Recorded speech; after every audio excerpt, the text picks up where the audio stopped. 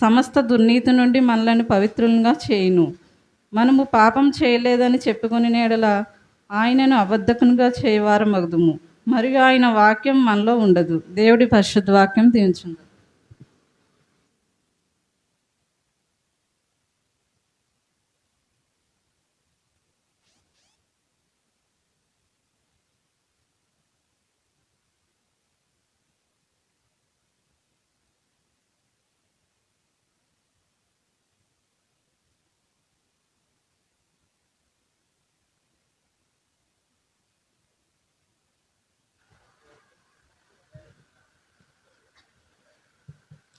ఇప్పుడైనను మీరు ఉపవాసం ఉండి కన్నీరు విడిచుచు దుఃఖించుచు మనఃపూర్వకముగా తిరిగి నా యొద్దకు రండి.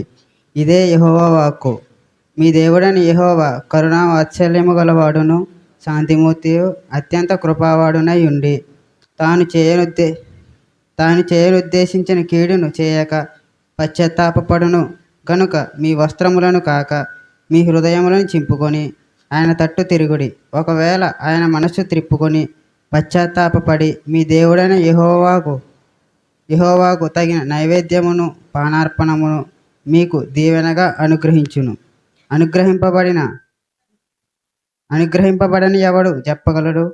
సియోనులో బాకా ఊదుడి, ఉపవాస దినము ప్రతిష్ఠించుడి, వ్రతదినము నియమించి ప్రకటన చేయుడి, జనులను సమకూర్చుడి, సమాజ కూటము ప్రతిష్ఠించుడి, పెద్దలను పిలువనంపించుడి, చిన్నవారిని స్తన్యపానం చేయ బిడ్డలను తోడుకొని రండి.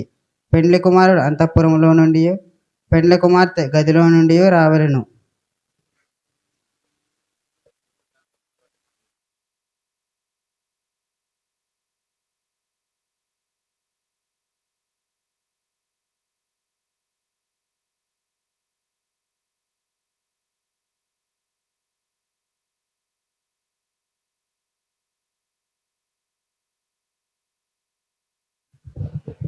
యెషయా రాసిన గ్రంథం 1వ అధ్యాయం 16 నుంచి 20 వచనం వరకు. మిమ్మును కడుగుకొనిడి, శుద్ధి చేసుకొనిడి, మీ దుష్క్రియలు నాకు కనబడకుండా వాటిని తొలగింపుడి. కీడు చేయుట మానుడి, మేలు చేయ నేర్చుకొనిడి, న్యాయము జాగ్రత్తగా విచారించుడి, హింసింపబడు వానిని విడిపించుడి, తండ్రి లేని వానికి న్యాయము తీర్చుడి, విధవరాలి పక్షముగా వాదించుడి. యెహోవా ఈ మాట సెలవిచ్చుచున్నాడు, రండి మన వివాదము తీర్చుకొందము. మీ పాపములు రక్తము వలె ఎర్రనివైనను అవి హిమము వలె తెల్లబడును, కెంపు వలె ఎర్రనివైనను అవి గొర్రెబొచ్చు వలె తెల్లనివగును. మీరు సమ్మతించి నా మాట వినిన ఎడల మీరు భూమి యొక్క మంచి పదార్థములను అనుభవింతురు. సమ్మతింపక తిరుగుబడిన ఎడల నిశ్చయముగా మీరు ఖడ్గము పాలగుదురు. యెహోవా ఇలాగుననే సెలవిచ్చి ఉన్నాడు. దేని పరిశుద్ధ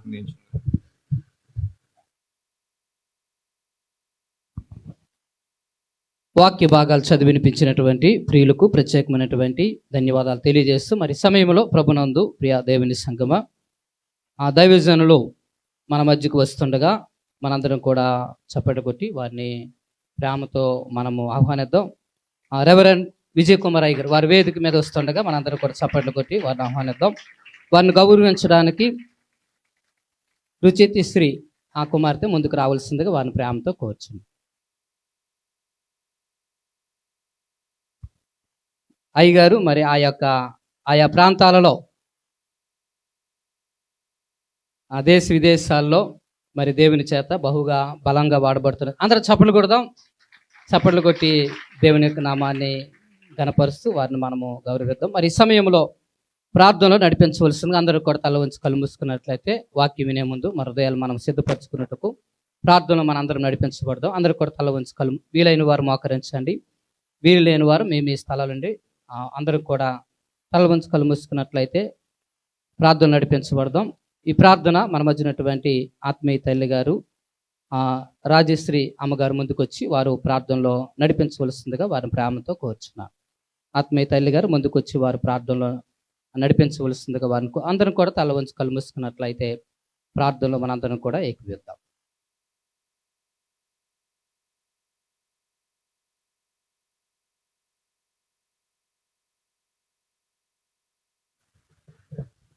ప్రార్థించుకుందాం.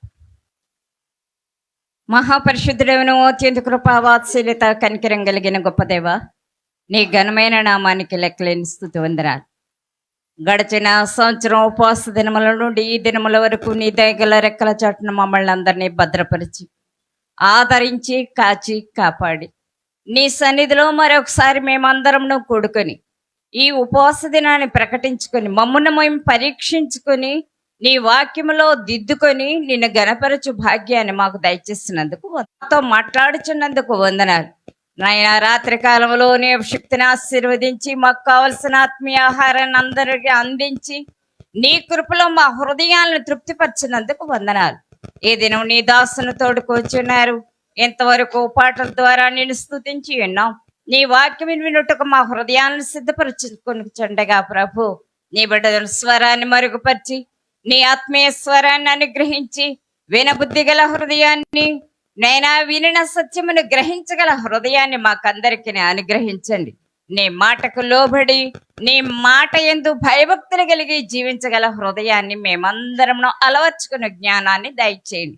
నీ కృపగల ఆత్మతో మమ్మల్ని అందరినీ నీ యొక్క స్వాధీనంలో ఉంచుకొని ఈ కూడుకంతయు నీ దైవజనులు మాట్లాడుచుండగా మీరే మరుగుపరిచి నీ స్వరమును వినిపింపచేసి నీ నామానికి మహిమ తెచ్చుకునిమని ఇటువంటి ఆరాధనలు ఇంకనో జరగనియుండగా వాటన్నిటిలో మీరే తోడుగా ఉండమని ఎట్టి హృదయ వాంఛతో ఉపవాస దినమును ప్రకటించుకొని నీ సన్నిధిలో విజ్ఞాపన చేస్తున్నారు. వారందరి మనవులను అంగీకరించండి, మా దోషములను మన్నించండి. నీ కనికరము చొప్పున మమ్మల్ని అందరూ నీ బిడ్డలుగా అంగీకరించండి. నీ యొక్క ఆశీర్వాదకరమైన జీవితాలతో సంఘము వృద్ధి పొందించడానికని అనేక ఆత్మల నీ సన్నిధికి నైనా చేర్చబడటానికి ప్రతి ఒక్కరూ అలక్ష్యమైన హృదయంతో కాక నైనా సంపూర్ణమైన సమర్పణతో నీ సన్నిధిలో కనిపెట్టి ప్రార్థించి మేలుకరమైన జీవితాలతో తృప్తిపరచబడినట్లుగా మీరే మమ్మల్ని అందరినీ నీ స్వాధీనం ఉంచుకునే సమయం అంతయు ప్రభు నీ సన్నిధిలో కూడి ఉన్న ప్రతి ఒక్క బిడ్డతో మీరే మాట్లాడి మహిమనందుమని యేసయ్య ఘనమైన నామములో అడిగి వేడుకుంటున్నాను పరమ తండ్రి, ఆమేన్. దేవునికి మహిమ కలుగును గాక. ప్రార్థనలు నడిపించినటువంటి అమ్మగారికి ప్రత్యేకమైనటువంటి వందనాలు తెలియజేస్తూ మరి సమయంలో దైవజనులు వారికి సమయాన్ని అప్పగిస్తారు. దేవుని ప్రశస్తమైన నామానికి మహిమ కలుగును గాక. హల్లెలూయా. ఇంతవరకు అధ్యక్ష వహించి నడిపించగలిగిన దైవజనులకి నా హృదయపూర్వక శుభవందనాలు. వాక్యం చదివిన సంఘ బిడ్డలకి హృదయపూర్వక శుభవందనాలు. ఈ ప్రత్యేక సమయంలో చిన్ని సంఘాన్ని ప్రేమించి దేశ విదేశాల్లో బహుబలంగా దేవుని పరిచర్యలో వాడబడుతున్న దైవజనులు రెవరెండ్ విజయ్ కుమార్ అయ్య గారు మన మధ్య ఉండగలగడం మనకు ఆశీర్వాదకరం. ఈ ప్రత్యేక సమయంలో నేను అడిగిన వెంటనే తమ అమూల్యమైన సమయాన్ని విస్తారమైన పని పట్ల విస్తారమైన సేవా పరిచర్య కలిగి ఉండగలిగిన నేను అడిగిన వెంటనే నేను ఆయన ముఖముఖ చూచి అడగలేదు, కానీ ఆ ఫోన్లో మాత్రమే అడిగానయ్యా పలానా తారీఖు సమయం ఉండగలిగింది అన్న వెంటనే పెద్ద మనసుతో నాకు ఈ సమయం ఇచ్చిన దైవజనులకి మరొకసారి నా పక్షంగా, కుటుంబ పక్షంగా, సంఘ పక్షంగా హృదయపూర్వక శుభవందనాలు తెలియజేసుకుంటూ ఆయన చక్కగా వాక్యం చెప్తారు, చక్కగా పాటలు పాడతారు, ఆరాధన చేస్తారు. కాబట్టి ప్రతి ఒక్కరు కూడా ప్రేమపూర్వకంగా, ప్రార్థనాపూర్వకంగా దేవుని యొక్క వాక్యాన్ని వినాలని కోరుతూ సమయాన్ని దైవజనులకు అప్పగిస్తూ ఉన్నాను. Praise the lord. Praise the lord. హల్లెలూయా.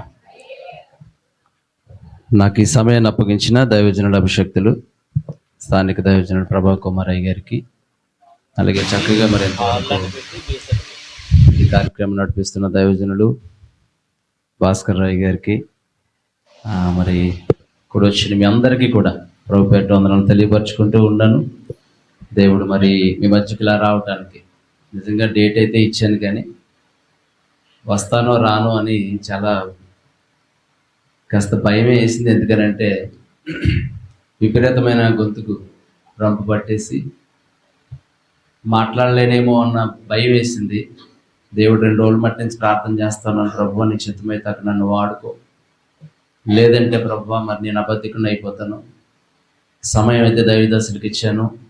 ఒకవేళ దైవదాసులు సమయం ఇచ్చి రాకపోతే సేవకుడికి ఎంత బాధపడతారో నాకు తెలుసు. కనుక అలాంటి పరిస్థితులు రానేకు ప్రభు నీ బిడ్డల మధ్యకు నన్ను నడిపించు, నీ దాసుల యొక్క ఆశను అక్కడ ప్రభు మీరు నిలబెట్టండి దేవాన్ని ప్రార్థన చేసుకుంటూ ఉంటున్న సమయంలో దేవుడు చక్కగా మరలా కాస్త వెనక మెరుగుకరంగా దేవుడు స్వస్థపరిచారు. దేవుడి రీతిగా మీ మధ్యకి రావడానికి, మీ ఎదుట నిలవడానికి దేవుడు ఎంతగానో కృప చూపించారు. స్తోత్రం చెప్తామా? హల్లెలూయా. ఇంకా ప్రార్థించిన మీ అందరికీ కూడా ఈ కూడికలు ఎలా జరుగుతున్నాయంటే మీ అందరి ప్రార్థనలు ఎక్కడికక్కడ చాలా దుఃఖులు ప్రార్థనలు ఆగిపోయాయి. ఆహారాలు లేవు, నీళ్లు లేవు, తినడానికి పడుకోవడానికి సరైన స్థలాలు లేవు. చాలా భయంకరమైన పరిస్థితుల్లో లోకంలో మనం చూస్తూ ఉన్నాం. కానీ ఈ పరిస్థితుల్లో ఇక్కడ ఇలాగ మనం ఎలా ఉన్నామంటే అది దేవుని కృప అయ్యింది. స్తోత్రం కలుగును గాక. హల్లెలూయా. ఇంకా దేవుడు ఈ యొక్క కోడికలు చక్కగా మరి జరగడానికి 2వ దినమున దేవుడు ఎంతగానో కృప చూపిస్తూ ఉన్నారు. నాది మరి దూర ప్రాంతం ఏం కాదు, మీ పక్కనే రామచంద్రపురమే. దేవుడు నన్ను నమ్మి నాకు ఇచ్చిన పరిచర్యలు, దేవుడు మొట్టమొదటిది రామచంద్రపురం మెయిన్ పరిచర్య, తర్వాత నన్ను ప్రేమించి దేవుడు ఇంకొక 3 పరిచర్యలు ఇచ్చారు. దేవుడు మరి 4 పరిచర్యలు చేసుకుంటూ చక్కగా దేవుని కృపలో ముందుకు నడవడానికి దేవుడు ఎంతగానో కృప చూపిస్తూ ఉన్నారు. పిల్లరా, చాలా భయంకరమైన పరిస్థితుల్లో నుంచి దేవుడు నన్ను రక్షించుకుని సంరక్షించుకుని మీ ఎదుట ఇలాగ నిలవడానికి దేవుడు ఎంతగానో కృప చూపించారు. స్తోత్రం కలుగును గాక. హల్లెలూయా. నేనేమి రెవరెండ్లు బిషప్లు ఏం కాదు. భాస్కర్ దగ్గర నా మీద ప్రేమతో రెవరెండ్లు బిషప్లు అంటున్నారు కనుక నేను రెవరెండ్ బిషప్ని ఏం కాదు. నేను కేవలం బ్రదర్గానే పిలువబడతాను. దేవుడు పిల్లలు నాకు ఇచ్చిన దర్శనాన్ని బట్టి కనుక నన్ను అలాగే పిలవండి. కనుక మరి ఆ విషయంలో ఎందుకంటే నేను ఇష్టపడను వాటికి.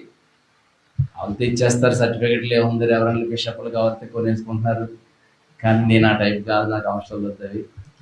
కనుక ఏదేమైనప్పటికీ కూడా దేవుడు తన మహాకృపలు ఈ రోజున మీ మధ్య నిలవడానికి దేవుడు ఎంతగానో కృప చూపిస్తూ ఉన్నారు. నాకు 2 పిల్లలు, ఒక అమ్మాయి అబ్బాయి. బాబు బైబిల్ కాలేజీలో చెన్నైలో గ్రేట్ హార్వెస్ట్ యూనివర్సిటీలో థియాలజికల్ కోర్స్ చేస్తూ ఉన్నాడు.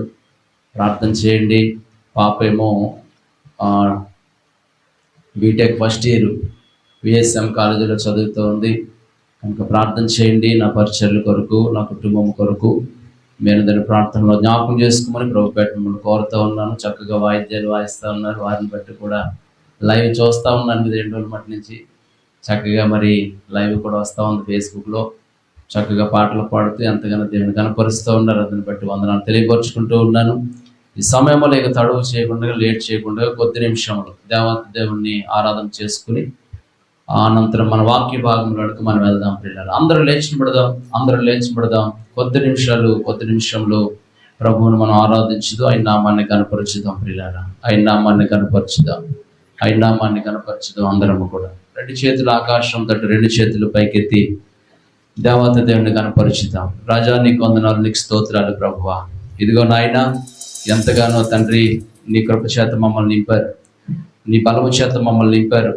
ఇగో ఈ ఉదయకాల సమయంలో ప్రభువా నీ సన్నిధులు ఈ రీతిగా నాయన ఎవరికి లేని ధన్యత భాగ్యాన్ని మాకు ఇచ్చారు ప్రభువా. నీకు వందనాలు, స్తోత్రాలు ప్రభు అంటూ ఆయన నామాన్ని స్తుతిస్తూ ఆయన నామాన్ని కనపరుస్తూ అందరూ కూడా ప్రార్థన పూర్వకంగా ఆకాశం తట్టు 2 చేతులు పైకెత్తి దేవా నీకు వందనాలు నాయన, నీకు స్తోత్రాలు, నీకు వందనాలు చెల్లిస్తున్నాం దేవా అంటూ ఆయన నామాన్ని స్తుతిస్తూ ఆయన నామాన్ని కనపరుచుదాం. పిల్లరా ఆయన నామాన్ని కనపరుచుదాం, ఆయన నామాన్ని స్తుతిద్దాం. అందరం కూడా కరుణగల యేసయ్యా, ఈ జీవితానికి నువ్వు చాలయ్యా.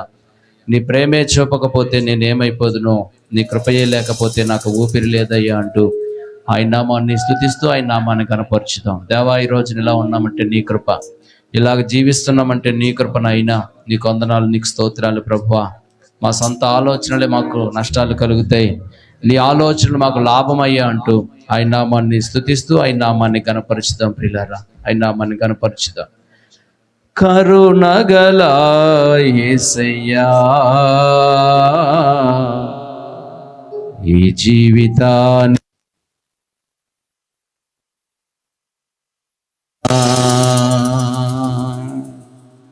కరుణగల యేసయ్యా,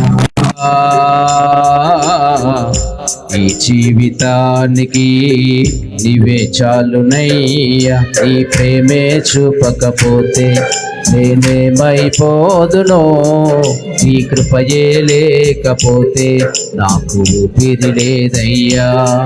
నీ ప్రేమే చూపకపోతే నేనేమైపోదునో నీ కృపయే లేకపోతే నాకు ఊపిరి లేదయ్యా. కరుణగల యేసయ్యా, ఈ జీవితానికి నీవే చాలునయ్యా. చప్పలు కొడుతూ బిగ్గరగా, నా దేవానికి స్తోత్రాలయ్యా, నీకు వందనాలు చెల్లిస్తున్నాం డాడీ అంటూ ఆయన నామాన్ని స్తుతిస్తూ ఆయన నామాన్ని గనపరుచుదాం. నా సొంత ఆలోచనలే కలిగించిన నష్టము, నీకు కలిగిన ఆలోచనలే మాకు లాభమాయా అంటూ ఆయన నామాన్ని స్తుతిస్తూ ఆయన నామాన్ని గనపరచుదాం. స్తోత్రం.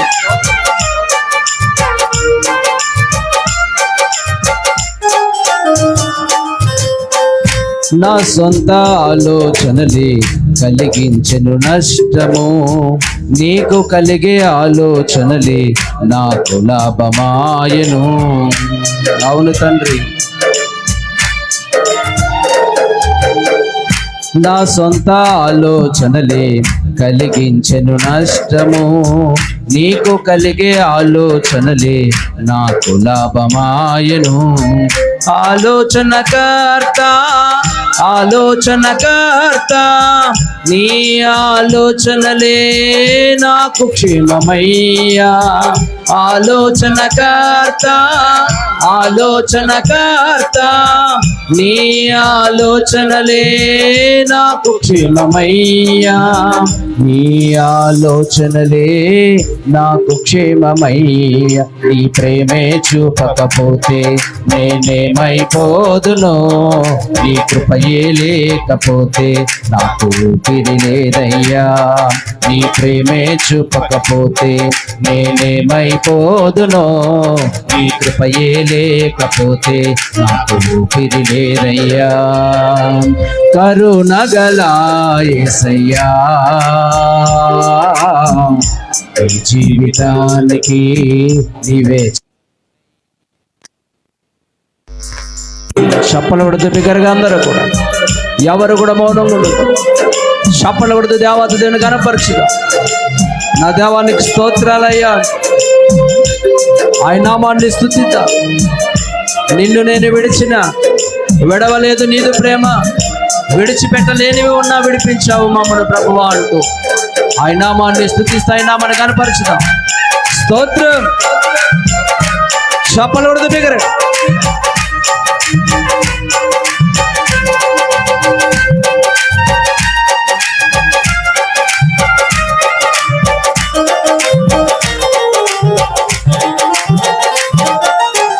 నిన్ను నేను విడచిన విడవలేదు నీదు ప్రేమ, విడిచిపెట్టలేనివి ఉన్నా విడిపించావు నన్ను.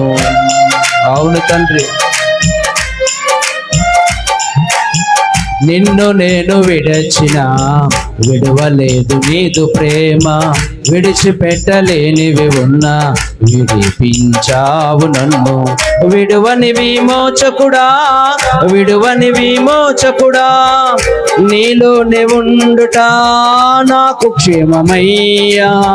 విడువని విమోచకుడా విడువని విమోచకుడా, నీలోనే ఉండుట నాకు క్షేమమయ్యా.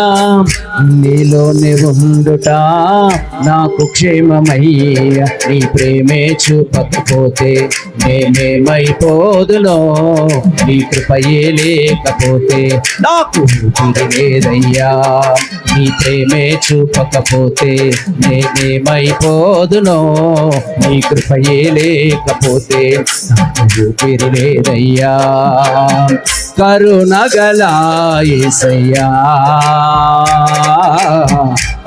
జీవితానికి నీవే చాలునయ్యా.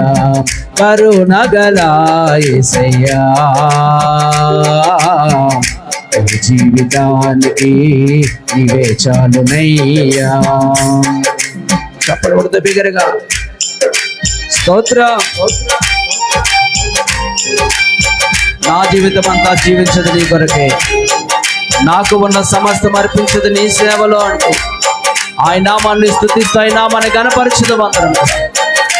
స్తోత్రం.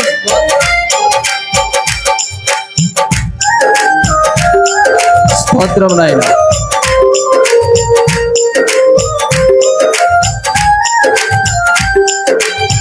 స్తోత్రం.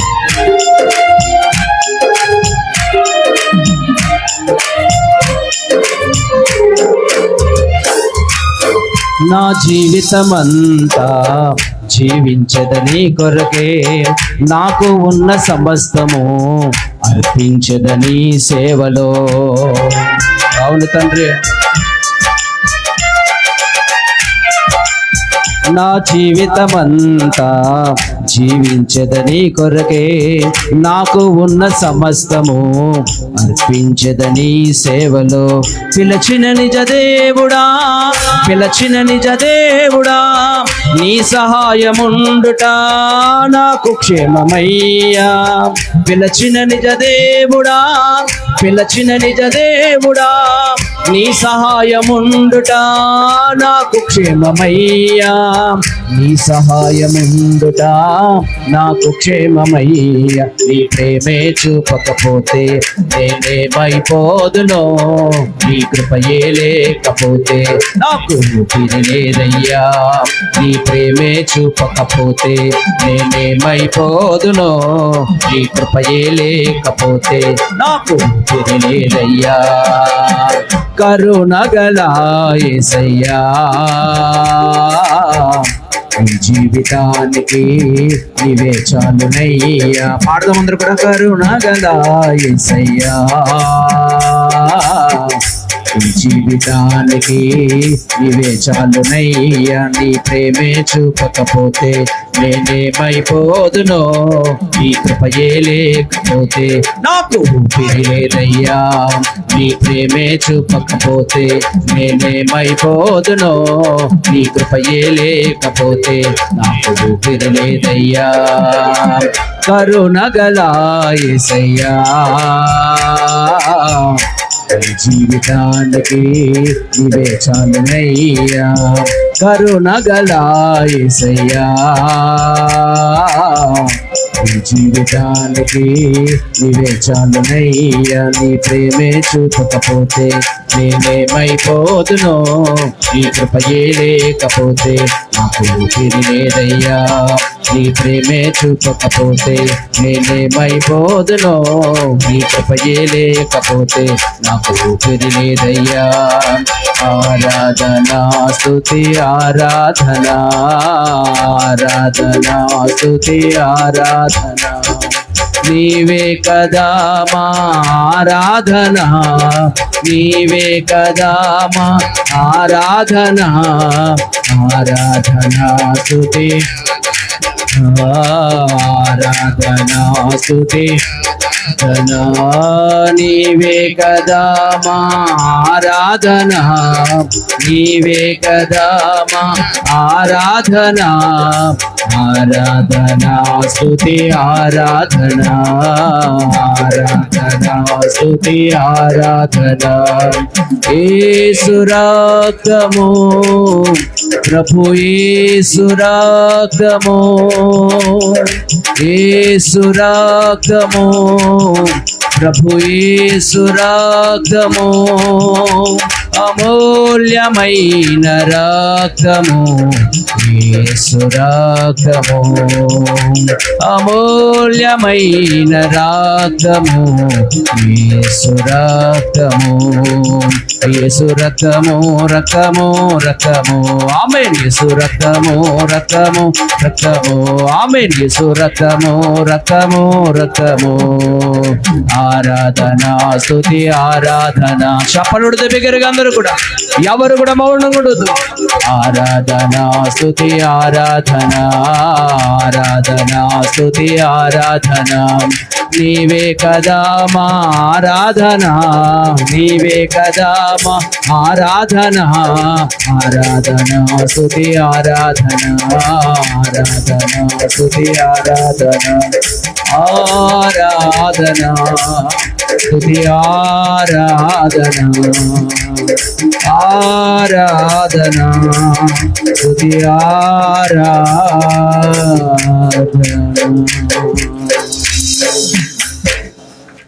నా జీవితమంతా జీవించదని కొరకే, నాకు ఉన్న సమస్తము అర్పించదని సేవలో. చెప్తామందరూ కూడా. నా జీవితమంతా జీవించదని కొరకే, నాకు ఉన్న సమస్తము అర్పించదని సేవలో.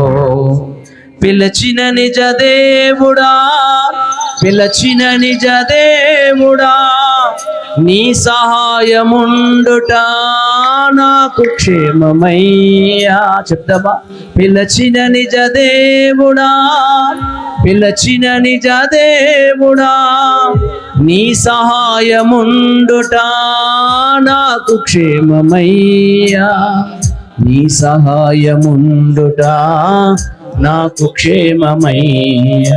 నీ ప్రేమే చూపకపోతే నేనేమైపోదునో, నీ కృపయే లేకపోతే నాకు ఊపిరి లేదయ్యా. నీ ప్రేమే చూపకపోతే నేనేమైపోదునో, నీ కృపయే లేకపోతే నాకు ఊపిరి లేదయ్యా. దగ్గరగా చప్పలు కొడుతూ దేవతని మహింపరచుట. పరిశుద్ధాత్మ దేవుడానికి వందనాలు, సర్వోన్నతుడానికి స్తోత్రాలు, కృప కలిగిన మా రాజా నీకు స్తోత్రాలయ్యా. నీకు వందనాలు చెల్లిస్తున్నాం డాడీ, నీకు స్తోత్రాలు చెల్లిస్తూ ఉన్నాడు. ఇదిగో ప్రభువా, ఈ 2వ దినమని మొదటి కూడికలో ప్రభువా నాయన ఎంతవరకు ప్రభువా పాటల ద్వారా, ప్రార్థనల ద్వారా, నాయన ద్వారా మీరెంతగా నీకు వందనాలు స్తోత్రాలు చెల్లిస్తూ ఉన్నారు. ఇదిగో ప్రభువా, జరగబోతున్న ఆరాధన అంతా కూడా నాయన నీ సహాయం మాకు దయచేయండి. ఇదిగో ప్రభువా, ఇప్పుడు నీ సిలువ సాటు నన్ను మరుగుపరిచిన నీ బిడ్డలకు ప్రభువా తండ్రి, ఏ ఉద్దేశాలు అయితే ప్రభుకి నిలబడి ఉన్నానో ఆ ఉద్దేశం నీ బిడ్డలతో మీరు మాట్లాడి మీరే మహిమ పొందమని, ప్రతి ఉంచుకోనమని నాయన నీ కృపతో నింపమని తండ్రి, ఏ తండ్రి గలిబిలు ఇక్కడ జరగకుండా ప్రభువా నీ సహాయమును ఈ స్థలములో ఉంచమని యేసయ్య ఘనమైన శ్రేష్టమైన నామమున ప్రార్థన చేసి అడుగుచున్నాము మా పరమ తండ్రి. ఆమేన్, ఆమేన్, ఆమేన్, ఆమేన్, ఆమేన్. అందరూ కూర్చుందాం. కొద్ది నిమిషంలో దేవుని యొక్క వాక్య భాగాన్ని మనము శ్రద్ధగా ఆలకించుదాం. ప్రియులారా, దేవుడు తన శ్రేష్టమైన ఎన్నికడులో వాక్యం సమయానికి మనం వచ్చి ఉన్నాం కనుక సమయానికి నేను ముగిస్తాను. అందరూ కూడా శ్రద్ధగా వాక్యాన్ని ఆలకించుదాం ప్రియులారా.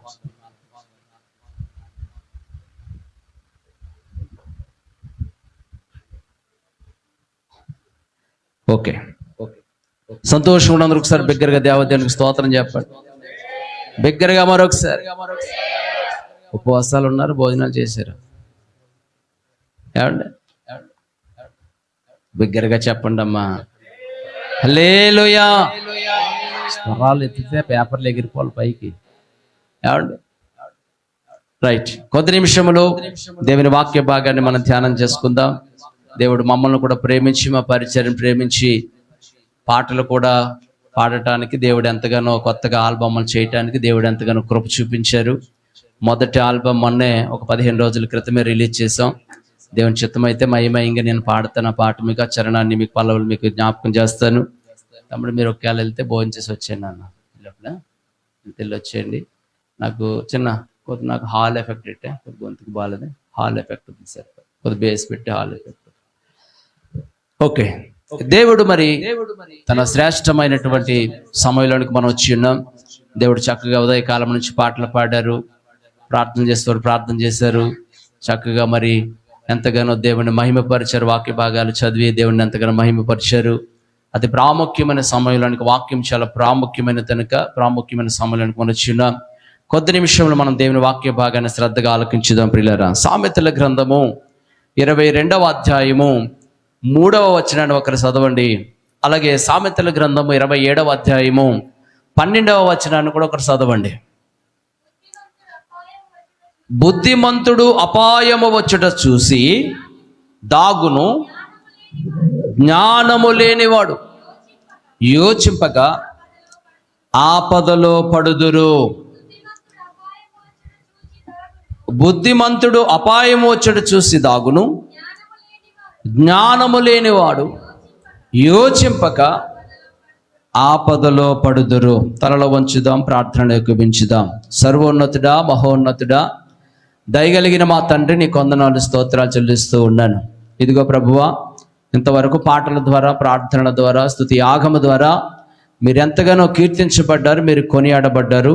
ఇదిగో కొద్ది నిమిషములనైనా చదవబడిన లేఖన భాగం నుంచి నీ వాక్యమును ధ్యానించుకున్నటకు మేము సిద్ధపడి ఉంటుండగా మా నోటికి బోరగా ఉండి కొద్ది నిమిషములు మీరే మాట్లాడమని, నీ శ్రేష్టమైన మాటలు మీరే మాకు దయచేయమని యేసయ్య నామమున ప్రార్థన చేసి అడుగుచున్నాము మా పరమ తండ్రి. ఆమేన్, ఆమేన్, ఆమేన్, ఆమేన్. జాగ్రత్తగా వాక్యాన్ని మనం ధ్యానం చేసుకుందాం పిల్లరా. చదవబడిన లేఖన భాగంలో చాలా శ్రేష్టమైన మాటలు అక్కడ సామెతల గ్రంథకర్త రాస్తున్న మాటలు ఏమిటనంటే, బుద్ధిమంతుడు అపాయము వచ్చుట చూసి దాక్కుకుంటాడు, జ్ఞానము లేనివాడు ఆపదలో పడును. రెండు మాటలు అక్కడ మనకు కనబడుతూ ఉన్నాయి, అపాయము, ఆపద. బుద్ధిమంతుడు ఏం చేస్తాడట? అపాయము వచ్చుట చూసి దాక్కుంటాడు. అపాయం అనే మాట అండర్లైన్ చేసుకోండి. జ్ఞానవంతుడు ఏం చేస్తాడట? జ్ఞానం లేనివాడు ఆపదలో ఏం చేస్తాడట? పడుదును. అపాయము, ఆపద.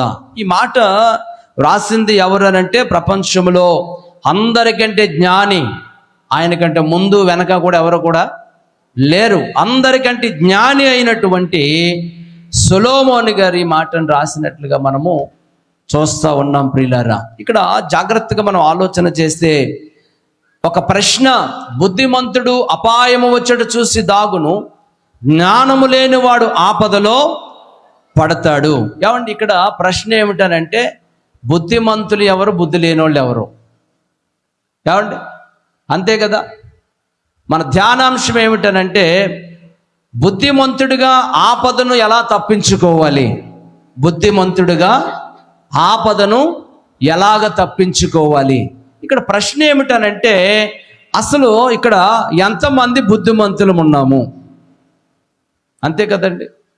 బుద్ధిమంతులు అపాయం వచ్చుడు చూసి దాక్కుంటారు, జ్ఞానము లేనివాడు ఆపదలో పడిపోతాడు. అపాయము, ఆపద, రెండు మాటలు. ఇక్కడ బుద్ధిమంతులు, ఏమండి, ఇక్కడ ఎంతమంది బుద్ధిమంతులు ఉన్నారు? దయచేసి చేసి పోని బుద్ధి లేని వాళ్ళు ఎంతమంది ఉన్నారు? అదే కదా మన ధ్యానాంశం, అదే కదండి. దానికన్నా ఎత్తాలి, దీనికన్నా చెయ్యాలి, ఏదో ఒకటి కాంప్రమైజ్ అవ్వాలి. పోనీ బుద్ధి లేని వాళ్ళు ఎంతమంది ఉన్నారు? దాన్ని కూడా ఎత్తరా. ఎలా చూస్తున్నారంటే, మీరు అసలు మీకు బుద్ధి ఉందా లేదన్నట్టుగా నా ఎంగ చూస్తున్నారు మీరు, ఏమండి. Okay, right. దానికి కూడా జవాబు ఉంది. ప్రశ్న బైబిల్లో ప్రతి దానికి కూడా దేవుడు ప్రశ్న ఉంది, దానికి జవాబును కూడా దేవుడు చక్కగా మనకు ఉంచారు పిల్లరా. అసలు మన బుద్ధిమంతులమా, బుద్ధి లేనోళ్ళమా అని మనం జాగ్రత్తగా ఆలోచన చేస్తే, కీర్తనకారుడు అంటాడు పిల్లరా, చాలా శ్రేష్టమైన మాట. 53వ కీర్తన 1వ వచనంలో మనం చూస్తే, మన బుద్ధిమంతులమో కామో చాలా అక్కడ తేటగా కీర్తనకారుడు రాశాడు పిల్లలు. చదవండి ఆ మాటలు అక్కడ. దేవుడు లేడని బుద్ధిహీనులు తమ హృదయములో అనుకొందురు, వారు చెడిపోయిన వారు అసహ్య కార్యములు చేయుదురు. చాలమ్మ, దేవుడు లేడని బుద్ధిహీనులు ఏమనుకుంటారట? తమ హృదయములో ఆలోచన చేస్తారు. ఇప్పుడు దేవుడు లేడని ఇక్కడికి వచ్చామా, దేవుడు ఉన్నాడని ఇక్కడికి వచ్చామా? మనం దేవుడు ఉన్నాడనే కదా ఇక్కడికి వచ్చాం. నమ్ముతున్న వారు స్తోత్రం చెప్పండి. ఇప్పుడు మన బుద్ధిమంతులమా, బుద్ధి లేనోళ్ళమా? చెప్పాలి, అదన్నా చెప్పరా? బుద్ధిమంతులము. స్తోత్రం కలుగును గాక. హల్లెలూయా. దేవుడు ఉన్నాడు, దేవుడు మనకు సహాయకుడు, దేవుడు మనలను పోషించేవాడు, మనలను నడిపించేవాడని నమ్మము కనుకనే, ఆయన యందు విశ్వాసం ఉంచాము కనుకనే ఈ రోజున ఈ కూడికల్లో ఈ రీతిగా మనందరము కూడుకుని ఆయన నామాన్ని గణపరుస్తూ ఉన్నాం. స్తోత్రం కలుగును గాక. హల్లెలూయా, హల్లెలూయా. దేవుడు లేడను అన్నవారు బుద్ధిహీనులు, కానీ మీరు దేవుడు ఉన్నాడని నమ్మారు కనుక ఇప్పుడు మీరు బుద్ధిమంతులు. స్తోత్రం, హల్లెలూయా. ఇక్కడ రెండు మాటలు మనకు కనబడుతున్నాయి, అపాయము, ఆపద. ఏటట? అపాయము, ఆపద. బుద్ధిమంతుడు ఆపద నుంచి ఎలాగ తప్పించుకోవాలి, ఇది మన అంశం. ఏమండి? బుద్ధిమంతుడు అపాయము నుంచి ఎలాగ తప్పించుకోవాలి. రెండు మాటలు కనబడుతూ ఉన్నాయి ఇక్కడ, అపాయము, ఆపద. ఈ భూమి మీద రెండు రకాల అపాయాలు ఉన్నాయి. ఎన్ని ఉన్నాయట? రెండు రకాల అపాయాలు ఉన్నాయి. ఏంటి ఆ రెండు రకాలని మనం జాగ్రత్తగా ఆలోచన చేస్తే, మొట్టమొదటిదిగా మనకి తెలియని అపాయము. ఏంటట చెప్పాలి? మీరు నోరు తెరిస్తే నేను ఎదరికెళ్ళిపోతుంటే అక్కడికి ఉంటాను. మొదటిది ఏ అపాయం అట? మనకి తెలియని అపాయము. అపాయము చూడండి, తెలియని అపాయం అనేటప్పటికీ విజయవాడ ఎప్పుడైనా మునిగిపోద్ది అనుకున్నావా? నేను పుట్టి పెరిగినాక ఎప్పటికి విజయవాడలో వరద అనేది నాకు తెలియదు. ఇంచుమించుగా నాకు 48, 49 వచ్చేతనే. ఇప్పటి వరకు నాకు తెలియదు అసలు విజయవాడ మునిగిపోతుందానంటే ఎప్పుడు ఊహించలేదు. ఏమండి? కానీ అనుకోకుండా ఈ వరదలకు ఏమైందో తెలుసా పిల్లరా? మొత్తం విజయవాడ అంతా మునిగిపోయి పరిస్థితి ఎంత ఘోరంగా ఉందంటే, నీవు పట్టుకెళ్ళినా, నేను పట్టుకెళ్ళినా, ఎవరు పట్టుకెళ్ళినా తిని వారు కాలం గడుపుకుందాము, బ్రతికి గట్టెక్కేద్దాము అన్న పరిస్థితుల్లో విజయవాడ ప్రజలు చాలా మంది అక్కడ ఎదురు చూస్తూ ఉన్నారు. ఏమండి? ఇది తెలిసి వచ్చేదా, తెలియక వచ్చేదా? తెలియకుండా వచ్చే ఆపద. ఆపద అనేది వీళ్ళారా తెలియకుండా వచ్చింది అనుకోండి, చాలా నష్టం జరుగుతుంది. అందుకే వారికి తెలియకుండా ఆపద వచ్చింది కనుక అక్కడ చాలా నష్టం కలిగింది. ఎలాంటి నష్టమో తెలుసా? భయంకరమైనటువంటి నష్టం. ఎంతో మంది ప్రజలు వీళ్ళారా నీటిలో కలిసిపోయారు, కాలగర్భంలో కలిసిపోయారు, ప్రాణాలు పోయాయి. ఏమండి?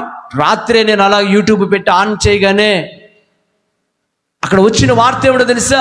యాకోబు అనే ఆయనట, ఆయన ఇటుకలు బట్టి వ్యాపారం, సిమెంట్ ఇటుకల ఫ్యాక్టరీ, చక్కగా ఒక చక్కటి గృహాన్ని నిర్మించుకున్నాడు, బిల్డింగ్ని, పక్కనే మంచి ఫ్యాక్టరీ పెట్టుకున్నాడు. తనకి ఒక కుమార్తె, కుమారుడు, భార్యాభర్తలు ఉన్నారు. చక్కగా హ్యాపీగా జరిగిపోతూ ఉంది. మధ్యకాలంలో రాత్రికాల సమయంలో వాటర్ వస్తూ ఉంది. ఏటో వస్తుందిలే, పోద్దులే అనుకున్నారు. ఉండే కొద్ది లెవెల్ పెరుగుతూ ఉంది. అనుకోకుండా ఏమైందంటే ఉండి కొద్ది ఎక్కువైపోతూ ఉంది తీవ్రత, నీటి తీవ్రత, ఆ వరద తీవ్రత. వీళ్ళు ఉన్న కాడికి అన్ని అట్టుకెళ్ళి పైకి వెళ్ళి మేడ మీద కూర్చున్నారు. ఆ మేడ మీద నిలిచి ఉంటే వీళ్ళారా కాసేపటి వరకు బాగానే ఉన్నారు. వీళ్ళారా చూస్తుండగానే ఆ బిల్డింగ్ కూడా బిల్డింగ్ అని కొట్టుకుపోయిందండి. ఏమండి? ఇంచుమించుగా 30 కాసులు బంగారం ఉందంట ఆ దగ్గర. ఎన్ని కాసులు? 30 కాసులు బంగారం ఉంది. ట్రాక్టర్లు ఉన్నాయి, జేసీబీలు ఉన్నాయి, ఏమండి ఇంకా మిషన్లు ఉన్నాయి, ఎన్నో ఉన్నాయి వాళ్ళ ఇంట్లో. కానీ అవి ఏవి కూడా వాళ్ళు రక్షించలేకపోయాయి. చివరికి వీళ్ళారా ఆ తండ్రి ఆ నీటిలో కొట్టుకుపోయారు, చనిపోయారు. వీళ్ళారా కుమారుడు ఒక్కడే మిగిలాడు. చివరికి అక్కడ మచ్చుగా కూడా ఆనవాళ్ళు కూడా లేకుండా అక్కడ ఆ గృహము మొత్తం పునాదిలోకి వెళ్ళిపోయింది, కొట్టుకుపోయింది. ఇక ఉండే వల్ల ఏం మిగిలాయంటే ఆ ట్రాక్టర్లు అవి వెళ్ళలేవు కనుక ఆ గోతులో ఉండిపోయి వీళ్ళారా ఆ గోతులు చిక్కబడిపోయి అలా ఉండిపోయి అక్కడ అవి. ఏమండి? నేను అలా వింటూ ఉంటే ఎంత భయంకరం వేసిందనంటే చాలా భయం వేసింది. ప్రభువా, ఇంత ఘోరంగా ఉంటుందా, ఇంత భయంకరంగా ఉంటాయా నీ ఉగ్రత దినాలు అని చాలా భయం వేసింది. అంటే అపాయము తెలిస్తే ఏం చేస్తాం? దాని నుంచి తప్పించుకుంటాం. కానీ తెలియకుండా వచ్చే అపాయాలు మనం తప్పించుకోలేం. చాలా మంది ఉంటారు రోడ్డు మీద వెళ్తా ఉన్నప్పుడు, జస్ట్ అలా తప్పానంతే, లేకపోతే లారీ వాడు నన్ను గుద్దెద్దుడు అంటూ ఉంటారు. కానీ పిల్లలు మన తెలివితేటలు కాదు, అది దేవుడు మనలను ఏం చేస్తాడట? ఆయన తప్పించి మనలను నడిపిస్తూ ఉంటాడు. స్తోత్రం కలుగును గాక. హల్లెలూయా, హల్లెలూయా. మొట్టమొదటి అపాయము పిల్లరా, ఈ భూమి మీద తెలియబడని అపాయాలు వస్తూ ఉంటాయి. అందుకే చాలా నష్టం వాటిల్లింది విజయవాడ అంతా కూడా. భయంకరమైన పరిస్థితులు అక్కడ చూస్తూ ఉన్నాం పిల్లరా. భయంకరమైనటువంటి పిల్లరా అక్కడ దుర్ఘటనలు అక్కడ జరుగుతూ ఉన్నాయి. పిల్లరా వారందరి కొరకు ప్రార్థించవలసిన అవసరత దేవుడు మనకి బాధ్యత పెట్టారు. స్తోత్రం కలుగును గాక. హల్లెలూయా. చాలా మంది భలేగా వచ్చిందిరా విజయవాడకు అనుకున్న వాళ్ళు ఉంటారు, లేకపోలేదు. కానీ మనమైతే అలా ఉండకూడదు. మనం ఎలా ఉండాలి? ప్రభువా, ఆ అపాయం నుంచి, ఆపద నుంచి నాయనా, ఆ ప్రాంతం అంతా కూడా మీరు రక్షించండి నాయన. ఆ ప్రాంతం అంతా కూడా మీరు దర్శించండి ప్రభువా. ఆహారం లేని వారికి ఆహారాన్ని, ఇదిగో నాయన వస్త్రాలు లేని వారికి వస్త్రాలను మీరు దయచేయండి ప్రభు అని ప్రార్థించవలసిన బాధ్యత ఎవరి మీద పెట్టారు? మన మీదే పెట్టారు. స్తోత్రం కలుగును గాక. హల్లెలూయా. ఈ భూమి మీద ఏ అపాయం జరిగినా, ఏ దుర్ఘటన జరిగినా మొట్టమొదటిదిగా స్పందించేవారు ఎవరో తెలుసా? క్రైస్తవులే. చప్పట్లు కూడా దేవుని మహిమపరచుదాం. హల్లెలూయా, హల్లెలూయా. క్రైస్తవులే. ఎందుకంటే చూసి ఆనందించే వాళ్ళు కాదు, ఆ సంఘటనలు చూసి, ఆ దుర్ఘటనలు చూసి పిల్లారా ప్రార్థించే కృపను దేవుడు మనకిచ్చాడు కనుక ప్రతి ఒక్కరు కూడా ఏం చేస్తారు తెలుసా? మనం చెప్పుకుంటా ఉన్నాం, మీరు చాలా మంది చేసే ఉంటారు. పిల్లలు ఒకవేళ జ్ఞాపకం చేసుకోకపోతే జ్ఞాపకం చేసుకోండి. విజయవాడ అంతా కూడా ఏమవ్వాలి? మరలా పునర్వైభవాన్ని పొందుకుని చక్కగా మరలా అక్కడ మంచి పరిపాలన జరగాలని ప్రార్థన చేయండి. స్తోత్రం కలుగును గాక. హల్లెలూయా. ఇది తెలియకుండా వచ్చే అపాయము. రెండవ అపాయం ఏమిటనంటే తెలిసే ఆపద. రెండవ ఆపద ఏంటంట? తెలిసి వచ్చే ఆపద. చూడండి, తుఫాన్లు వస్తున్నాయని ముందుగా ఏం చేస్తున్నారు? మనకు తెలియపరుస్తూ ఉన్నారు. ఏమండి? తెలియపరుస్తున్నారు కనుకనే చాలామంది ఆ వార్తలు విని ఏం చేస్తూ ఉన్నారంటే ముందుగా వారికి ఉన్నవన్నీ కూడా చక్కబెట్టుకుని సురక్షిత ప్రాంతాలకు వెళ్ళిపోతూ ఉన్నారు. ఏమండి? అంటే ఏంటది? ముందుగానే మనకు తెలియపరిచే ఆపద. పూర్వం అంటే ఏం తెలిసేది కాదు అనుకోండి. పూర్వం రేడియోలు ఉండేవి, ఆల్ ఇండియా రేడియో ఉండేది. ఆ రేడియోలో ఉన్న అక్కడ కూర్చుని వెళ్ళి ఆ పాటలు వినాలన్నా, వార్తలు వినాలన్నా అక్కడే కూర్చోవలసి వచ్చేది. ఇప్పుడైతే ఏముంది? మొత్తం అంతా ప్రపంచం అంతా కూడా ఇక ఈ బుల్లిపెట్టిలో ఉంది. ఎందులో ఉంది?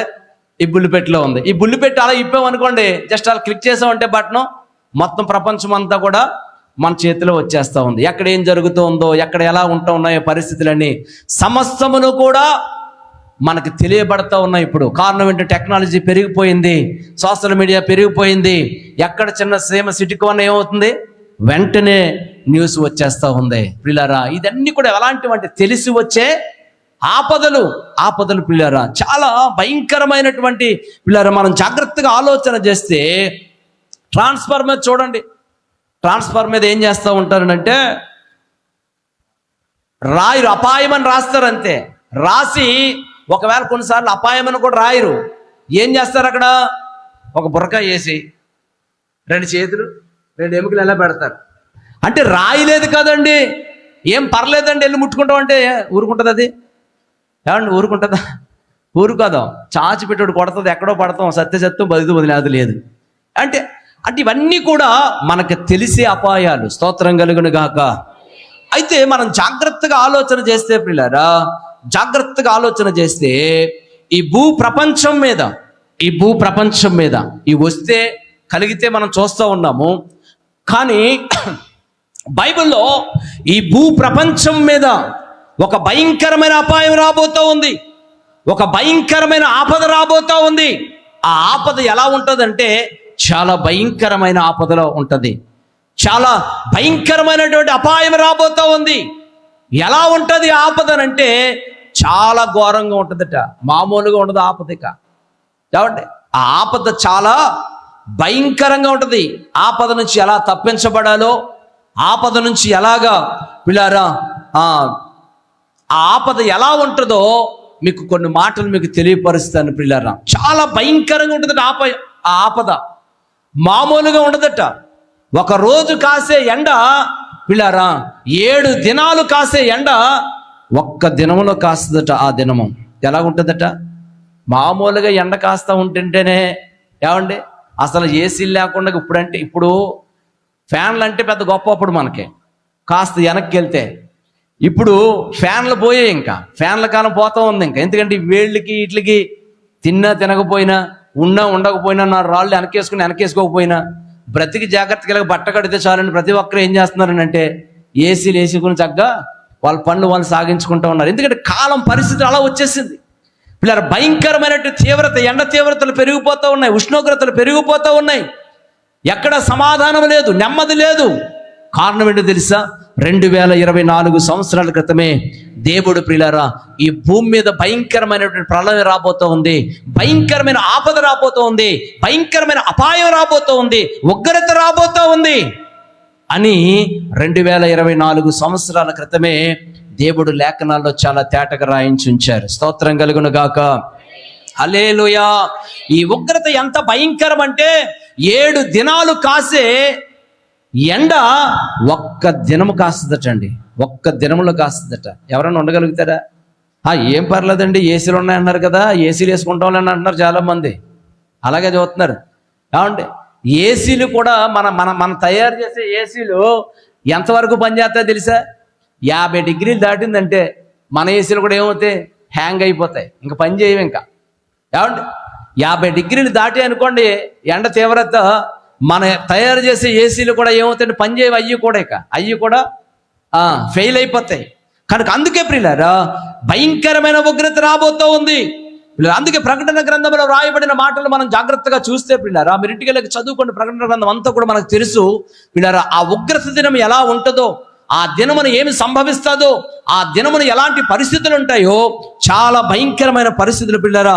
భూమి చుట్టబడుతుంది పిల్లరా, భూమి భూకంపాలు వస్తాయి, జల ప్రళయాలు వస్తాయి, రాజ్యాల మీదకి రాజ్యాలు జరుగుతాయి, యుద్ధాలు జరుగుతాయి. ఇలాంటి హెచ్చరికలు ఎన్నో దేవుడు రాయించి పెట్టుంచారు. స్తోత్రం కలుగును గాక. దేవుడు లేఖనాల్లో ప్రకటన గ్రంథంలో ఏదైతే రాయించి ఉంచారో ఆ పరిస్థితులన్నీ కూడా ఇప్పుడు భూమి మీద జరుగుతూ ఉన్నాయి. స్తోత్రం కలుగును గాక. హల్లెలూయా. అందుకే ప్రియులారా, అందుకే ఈ యొక్క ప్రళయం రాకముందే, అపాయం రాకముందే బుద్ధిమంతుడిగా మనం ఏం చేయాలి తెలుసా? మనం దాగుకొనుట మనం నేర్చుకోవాలి. స్తోత్రం కలుగును గాక. హల్లెలూయా. ఈ అపాయం రాకముందే, ఈ ఆపద రాకముందే బుద్ధిమంతులుగా మనం ఏం చేయాలనంటే పిల్లలు మనం దాగుకొనుట మనము నేర్చుకోవాలి. చూడండి, నోవాహు గారు జలప్రళయం వస్తూ ఉందని 120 సంవత్సరాలు ప్రకటించాడు. ఎన్ని సంవత్సరాలు? 120 సంవత్సరాలు ఆ ప్రాంతం అంతా కూడా సువార్త చేశాడు. ఏమండి, ఆ 120 సంవత్సరాలు సువార్త చెప్పినా ఏ ఒక్కరు కూడా నమ్మలేదు. నమ్మారా? నమ్మలేదు. కారణం ఏంటంటే నోవాహు గారు అలా చెప్తూ ఉంటాడులే, అవి వస్తూ ఉంటాయి పోతూ ఉంటాయి, మనల్ని ఏం చేస్తాలే అనుకున్నారు.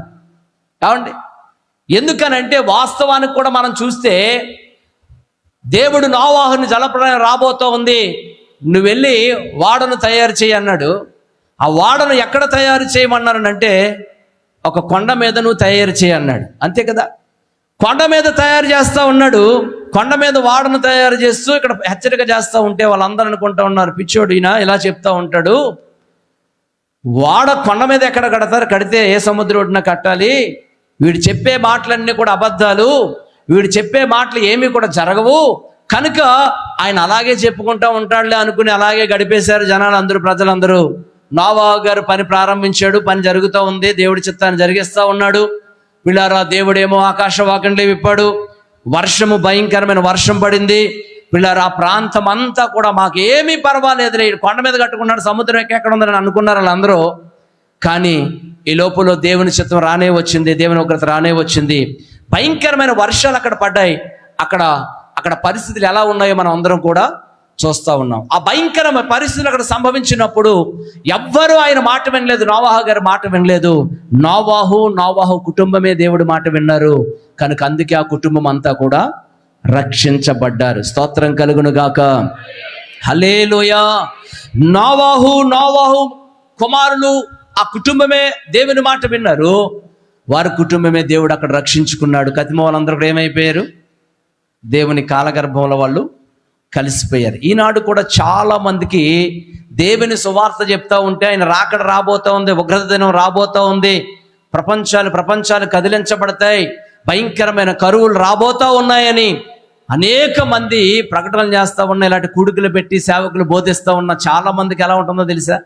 వీళ్ళ మత ప్రచారం అలాగే చేసుకుంటారా, వీళ్ళ మతాన్ని ఇలా ప్రోత్సహించుకోవడానికి వీళ్ళు ఇలాగా చెప్పుకుంటా పోతారనేసి చాలా మందికి హేళనగా ఉంది. దేవుని బిడ్డలారా, దేవుడు పిల్లారా మనకే దేవుడు కాదు, ఆయన సమస్తానికి దేవుడై ఉన్నాడు. స్తోత్రం కలుగును గాక. ఈ భూమి మీద ఏది జరిగినా దానికి మూలాలు ఎక్కడ దొరుకుతాయి తెలుసా? లేఖనాల్లోనే దొరుకుతాయి. ఎక్కడ ఏ దుర్ఘటన జరిగినా, ఎక్కడ ఏ పరిస్థితి జరిగినా, అది మంచి అయినా చెడైనా పిల్లారా, అది ప్రతీది కూడా దేవుడు 2024 సంవత్సరాల క్రితమే దేవుడు ఈ జీవ గ్రంథంలో ఎంతగానో పిల్లారా సువర్ణ అక్షరాలతో దాన్ని లిఖించడం జరిగింది. స్తోత్రం కలుగును గాక. హల్లెలూయా. అందుకే ఆనాడు నోవాహు కుటుంబము దేవుని మాట విన్నారు గనక నోవాహు కుటుంబం అంతా కూడా రక్షించబడ్డారు. ఈ రోజున మనం బుద్ధిమంతులమైతే మనం కూడా పిల్లరా ఎక్కడ దాక్కోవాలి? మన బుద్ధిమంతులమైతే దేవుని సన్నిధిలో మనము దాక్కోవాలి. బుద్ధిమంతులుగా పిల్లరా మనం దాక్కొనడం మనం నేర్చుకోవాలి.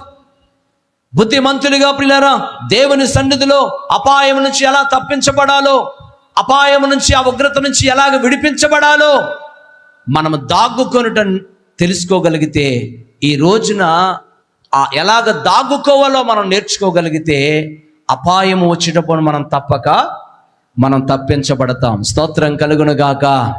హల్లెలూయా, హల్లెలూయా.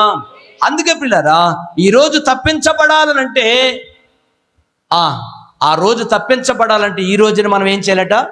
దాగుకొనుట మనం నేర్చుకోవాలి. ఎక్కడ దాక్కోవాలి, ఎలా దాక్కోవాలి అని మనం జాగ్రత్తగా ఆలోచన చేస్తే ఒక 3-4 అంశాలు చెప్తాను. బుద్ధిమంతుడు అపాయం వచ్చేట చూసి ఏం చేస్తాడట? దాక్కుంటాడు. ఎక్కడ దాక్కోవాలి, మనం ఎలా దాక్కోవాలి, ఎప్పుడు తప్పించబడతామో అని మనం జాగ్రత్తగా ఆలోచన చేస్తే పిల్లరా మొట్టమొదటిదిగా మనం చూద్దాం.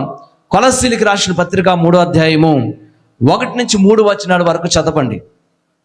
కొలస్సీలకు రాసిన పత్రిక 3వ అధ్యాయము 1-3 వచనాల వరకు చదవండి ప్రియులారా. మీరు క్రీస్తుతో కూడా లేపబడిన వారైతే పైనున్న వాటినే వెతకండి. అక్కడ క్రీస్తు దేవుడు కుడిపార్శ్వమున కూర్చుండి ఉన్నాడు. పైనున్న వాటి మీదనే గాని భూ సంబంధమైన వాటి మీద మనస్సు పెట్టకొనకుడి. ఏలయనగా మీరు మృతి పొందితిరి, మీ జీవము క్రీస్తుతో కూడా దేవుని యందు దాచబడి ఉన్నది. స్తోత్రం కలుగును గాక. హల్లెలూయా. మీరు క్రీస్తుతో కూడా లేపబడిన వారైతే మనం ఏం వెతకాలట? పైనున్న వాటినే మనం వెతకాలి. కానీ మనం ఏం వెతుకుతాం? ఏమండి? అంటే పైన అంటే ఆత్మ సంబంధమైన వాటినే మనం వెతకాలి. కానీ మన వెతుకులాట అంతా ఏముంటో తెలుసా? ఈ భూ సంబంధమైన వాటి మీదే మనం వెతుకులాట. ఏమండి? కానీ మరణిస్తే నరకమా పరలోకమా అంటే పరలోకమే అంటాం. కానీ అది ఎలాగ వెళ్ళాలో, ఎక్కడ ఎలా చేరుకోవాలో, ఎలా చేరుకుంటామో చాలా మందికి తెలియదు. కానీ ఇక్కడ ప్రభువు సెలవిస్తున్న మాట చాలా శ్రేష్టమైన మాటలు పిల్లారా. మీరు క్రీస్తుతో కూడా లేపబడిన వారైతే పైనున్న వాటినే వెతకండి. ఎందుకంటే అక్కడ దేవుడు కుడిపార్శ్వమునున్నాడు కనుక మీ జీవము క్రీస్తులో దాచబడి ఉన్నది. ఇక్కడ మన జీవము ఎక్కడ దాచబడాలట? క్రీస్తులో దాచబడాలి. ఆ భయంకరమైన అపాయం రాబోతూ ఉంది, ఆ భయంకరమైన ఆపద రాబోతూ ఉంది. ఆ ఉగ్రత దినమున నువ్వు తప్పించబడాలి, నువ్వు విడిపించబడాలి అని అంటే నువ్వేం చేయాలో తెలుసా? క్రీస్తులో నీ జీవాన్ని దాచుకోవాలి.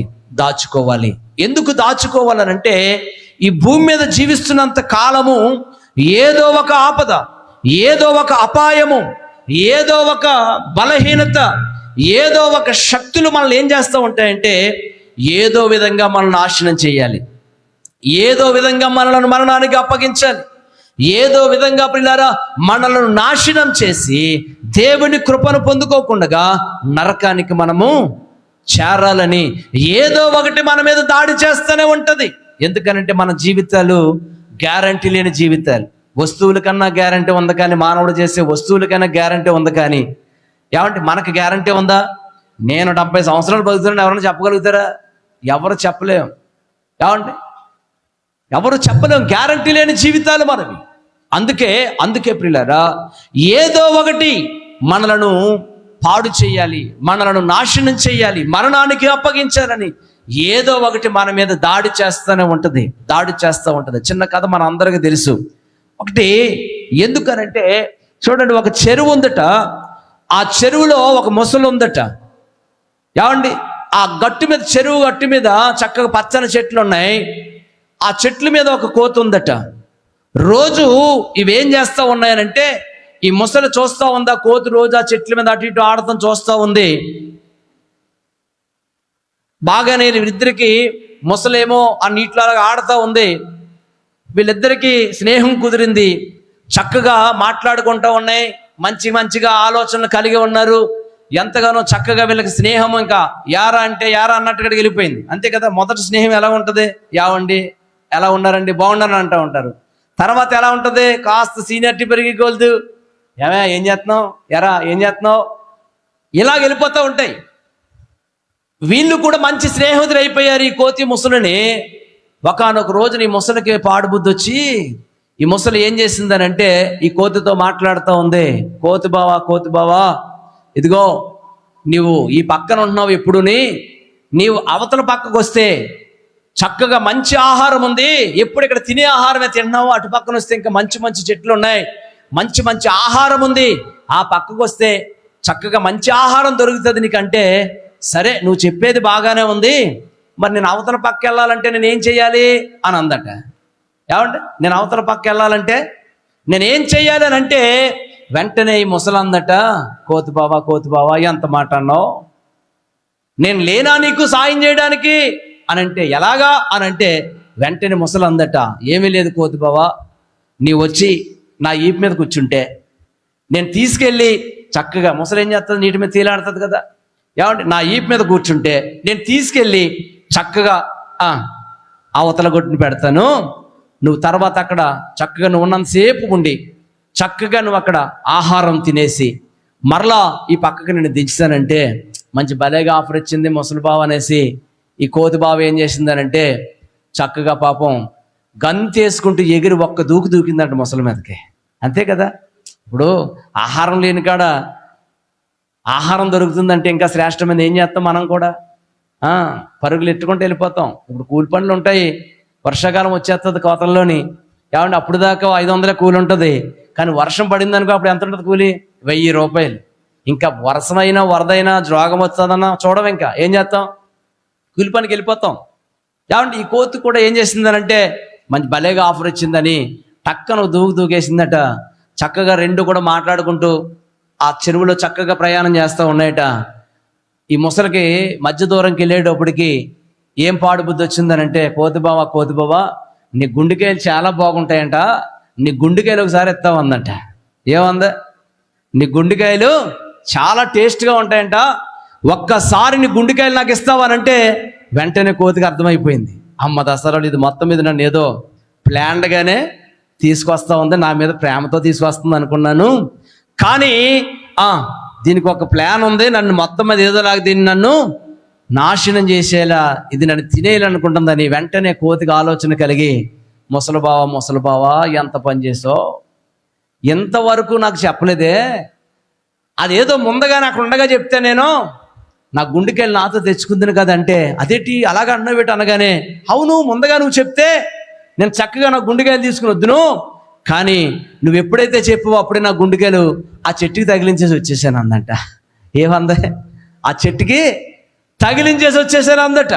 వెంటనే పాపం ముసలు ఏం చేసిందనంటే, గబగబా మరలా సరే అయితే తెచ్చుకుని వచ్చే త్వరగానేసి ఒడ్డుకి తీసుకుని రాగానే తక్కువ ఏం చేసింది తెలిసే కోతి, వెంటనే చెట్టు మీదకి జంప్ అయిపోయి ఇంకంతే సంగతులు. ఇంకా ఏమంటే చూడటానికి ఇది ఒక కథలాగా ఉంటుంది, కానీ ఈ కథలో నీతి ఏంటనంటే, మానవులంగా ఈ లోకంలో జీవిస్తున్నంత కాలం, మానవులుగా ఈ లోకంలో బ్రతుకుతున్నంత కాలము ఏదో ఒక అపాయం మనలను చుట్టముడుతూనే ఉంటది, ఏదో ఒక అపాయము మనలను పాడు చేయాలని చూస్తూ ఉంటది.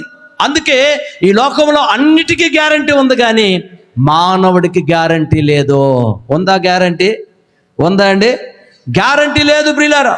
అందుకే మనం జాగ్రత్తగా ఆలోచన చేస్తే ప్రియులారా, జాగ్రత్తగా ఆలోచన చేస్తే ప్రియులారా, మరణము ఎలా వస్తుందో, ఎప్పుడు సంభవిస్తుందో, ఎలాగ ఉంటుందో మరణము ఎవ్వరికి తెలియదు, ఎవ్వరికి తెలియదు ప్రియులారా.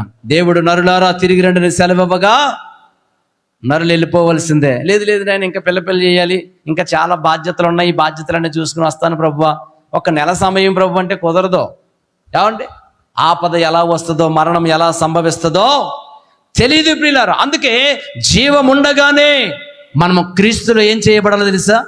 దాగుకొనుట మనం నేర్చుకోవాలి. స్తోత్రం కలుగును గాక. హల్లెలూయా.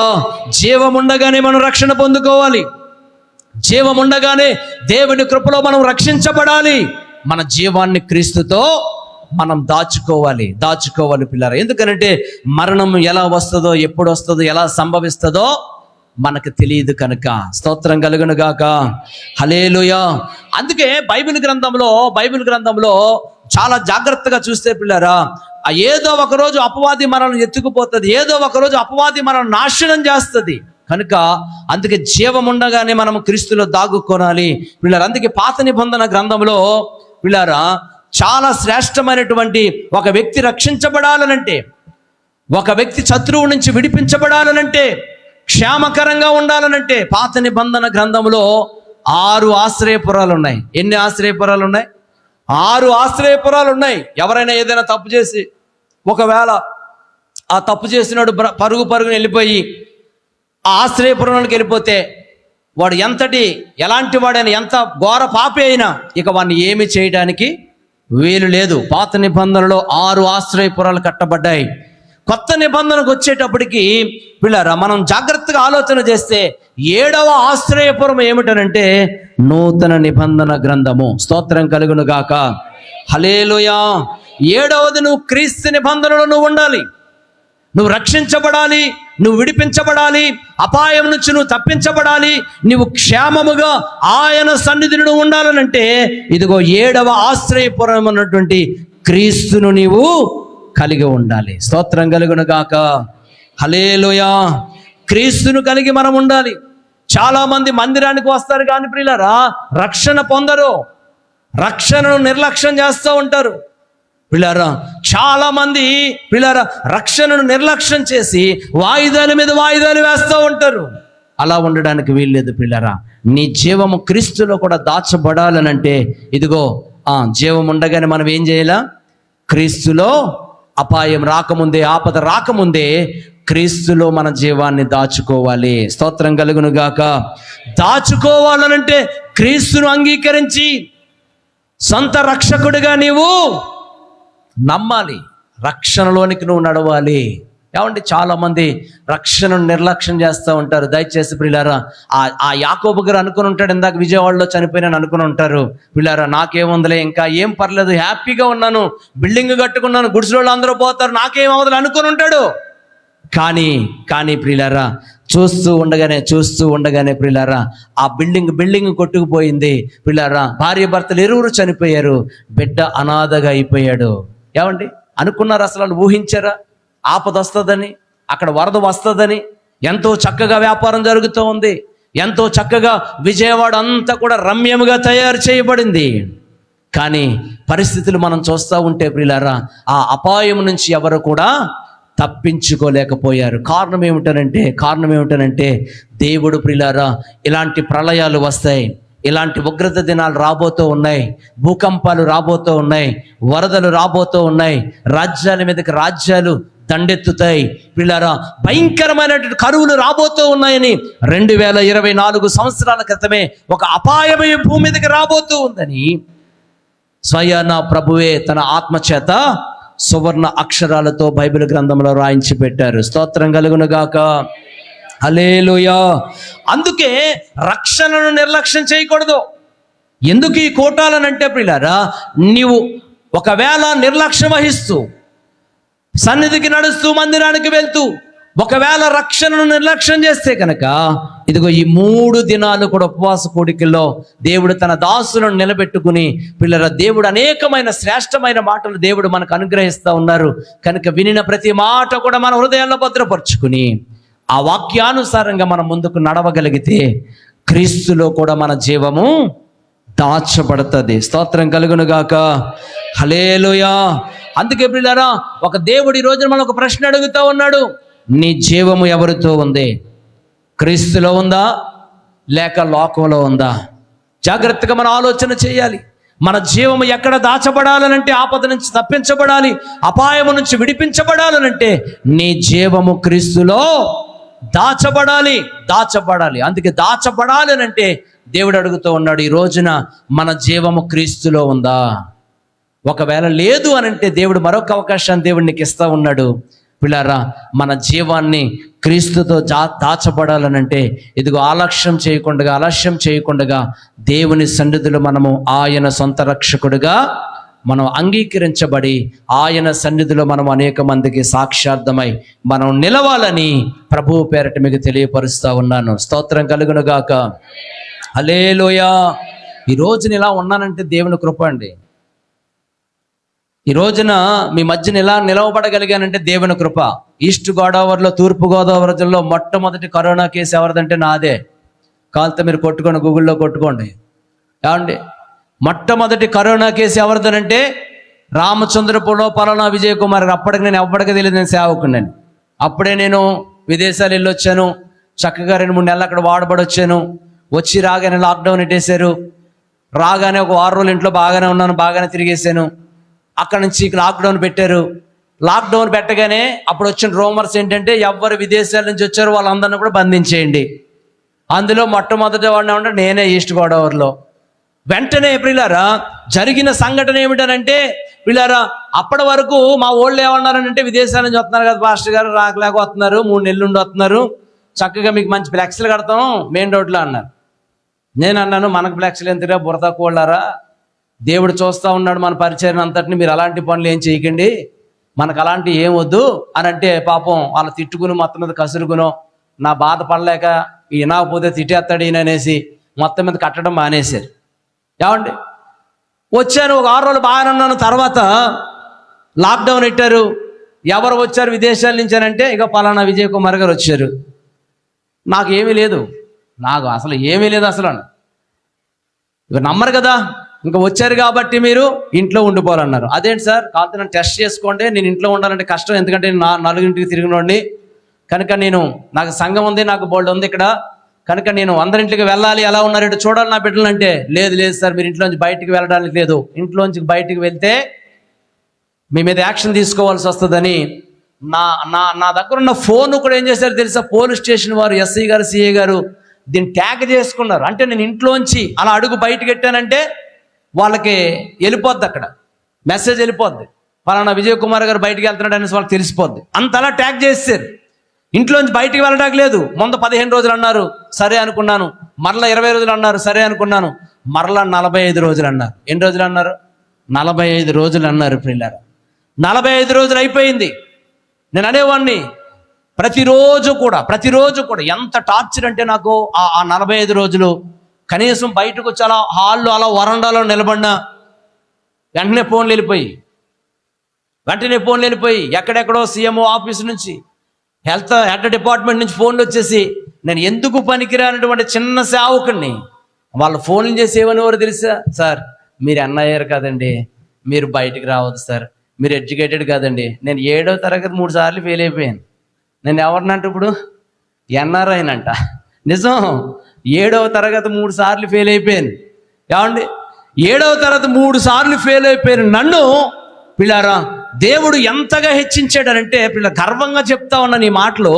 పిల్లారా ఆ రోజున వాళ్ళందరూ కూడా, నేను అలా బయటకు అడుగు పెడుతుంటే వాళ్ళు ఫోన్ చేస్తుంటే అంటున్న మాట ఏమిటో తెలుసా, అయ్యా మీరు ఎన్ఆర్ఐలు బ్రోవా, మీరు ఎన్ఆర్ఐలు నానా, మీరు అస్సలు బయటికి రావటానికి వీల్లేదండి, కొంత అర్థం చేసుకోండి, పరిస్థితులు అర్థం చేసుకోండి, పరిస్థితులు బాగోలేదనండి, మీ ఒక్కరి వల్ల మొత్తం రామచంద్రపురం అంతా నాశనం అయిపోద్దండి అనేవారు. అదేంటి సార్, నాకు ఏమీ లేదు కదా, నన్ను ఎందుకు ఇలా బాధపడతారు, కావాలంటే టెస్టులు చేసుకోండి సార్ అని అంటే, అసలు కుదరదు సార్, మీరు ఇంట్లోనే ఉండాలి సార్ అనేవారు. అలాగే 40 దినాలు గడిపోయిన ప్రియులారా, ఈ 40 దినాలు కనీసం బయటికి వెళ్ళడానికి లేదు. ఈ 40 దినాలు నిజంగా నేను చెప్తా ఉన్నాను ప్రియులారా, ఈ 40 దినాలు నేను చేసే పని ఏమిటానంటే, చాలా వేదన ఉండేది, కానీ దేవుడు ఏదో కార్యం చేస్తాడని నాకు నమ్మకం ఉంది. కానీ మానవ రీతిగా కొంత వేదన కలిగత ఉండేది. ఎందుకు ప్రభువా నన్ను ఇంతలా బాధిస్తారు, నాకేమీ లేదు కదా, ఎందుకు నన్ను ఇంతగా హింసిస్తారు, ఎందుకు నా మీద ఇలా లేనిపోని రూమర్స్ జరుగుతూ ఉన్నాయని చాలా వేదనకరంగా ప్రార్థన చేసుకుంటూ మందిరంలో ఉండి, పక్కనే మందిరము, మీకులాగే ఇలాగే మందిరంలో ప్రార్థన చేసుకుంటూ ఉండేవాళ్ళం. పిల్లలు చక్కగా జడిగిపోతూ ఉంది. అప్పుడప్పుడు మయంగా పిల్లల్ని రోడ్డు మీదకి పంపిస్తూ ఉంటే కొట్టుకాడికి వెళ్ళి ఏదో ఒకటి తినడమ్మా, మరి మీకు ఏదో ఒకటి తినాలి కదనంటే పిల్లలు అప్పటికే ఇంచుమించుగా 9th క్లాస్ చదువుతూ ఉన్నారు, 8th క్లాస్ ఒకళ్ళు చదువుతూ ఉన్నారు. కొట్టుకాడికి వెళ్ళి మీరు ఏడు తినరా, మరి ఏడు తినాలి కదా మీరు అంటే, వాళ్ళు కనీసం కొట్టుకాడికి వెళ్తూ ఉంటే నా పిల్లలకు కూడా ఆ పక్కవారు, ఆ వీధి వాళ్ళు అందరూ కూడా ఏం చేసేవారు తెలుసా, పిల్లలను చూసి అంత దూరంగా ఇలా పారిపోయేవారట. వాళ్ళ ఇంటికి వచ్చి అంటూ ఉండేవారు, అయ్యా నాన్న ఏ డాడీ వీళ్ళు ఇలాగా మమ్మల్ని చూస్తే ఏదో ఎటకారంగా చూస్తూ ఉన్నారు, మేము కొట్టుగాడికి వెళ్ళం డాడీ అంటే చాలా ఏడుపు వచ్చేది. ఏంటి ప్రభువా, నీ కొరకు ప్రయాసపడితే, నీ కొరకు సువార్తకి వెళ్తే ఇలాంటి పరిస్థితులు ఎదురవుతాయని ఎంతగా బాధపడ్డాను. కానీ దేవుడు మహాకృపను బట్టి ప్రియులారా నిజంగా చెప్తా ఉన్నాను, లాక్డౌన్ అయిపోయింది ప్రియులారా, 2nd wave, 1st wave, 3rd వేవ్లు అయిపోయాయి ప్రియులారా. కానీ ఎప్పటి వరకు కూడా మమ్మల్ని ఎవరైతే టార్చర్ పెట్టారో, మమ్మల్ని ఎవరైతే రోడ్డుకి లాగారో, చివరికి ఎంతగానంటే విజయ్ కుమార్ గారు చనిపోయారట, ఆల్రెడీ హాస్పిటల్లో ఉన్నారంట, బాడీ కూడా ఇవ్వట్లేదంట అనేసి సోషల్ మీడియాలో పోస్టులు కూడా పెట్టేశారు, వాట్సాప్లో పెట్టేస్తే నేను అనుకున్నాను, సరేనైనా బ్రతికితే నీ కొరకు బ్రతుకుతాను, చస్తే నీ కొరకు చస్తాను ప్రభువా అని ఆనాడే నేను తీర్మానించుకున్నాను. పిల్లలు ఆ తీర్మానం ప్రకారంగానే దేవుడు చాలా ఎంత గొప్ప దేవుడు అనంటే పిల్లరా, ఆ భయంకరమైన ఉపద్రవం నుంచి అనేక మంది నాతో తిరిగిన సేవకులే కాలగర్భంలో కలిసిపోయారు. అనేక మంది మరణాలు సంభవించాయి. కానీ నాకు, నా బిడ్డలకు కూడా, నా సంఘానికి కూడా ఏ ఒక్కరికి కూడా కరోనా అనేది లేకుండా దేవుడు కాచి కాపాడ్డాడు. హల్లెలూయా, హల్లెలూయా. ఎందుకో తెలుసా, క్రీస్తులో ఒకవేళ నేను నా జీవాన్ని దాచుకోకపోతే, ఒకవేళ నా మందిరములో నేను గడపకపోతే, ఆయనలో నేను రక్షణ పొందకపోతే, ఒకవేళ నేను ఏమైపోదునో. స్తోత్రం కలుగును గాక. హల్లెలూయా. అందుకే పాడిన ఎందక పట్ట, కరుణగల యేసయ్యా ఈ జీవితానికి నీవే చాలునయ్యా, కరుణగల యేసయ్యా ఈ జీవితానికి నీవే చాలునయ్యా, నీ ప్రేమే చూపకపోతే నేనేమైపోదునో, నీ కృపయే లేకపోతే నాకు ఊపిరి లేదయ్యా, నీ ప్రేమే చూపకపోతే నేనేమైపోదునో, నీ కృపయే లేకపోతే నాకు ఊపిరి లేదయ్యా, కరుణగల యేసయ్యా ఈ జీవితానికి నీవే చాలునయ్యా. స్తోత్రం. చప్పలొడదు.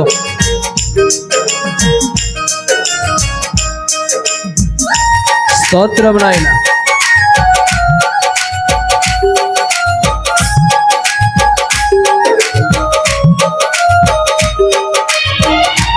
స్తోత్రమయ్యా.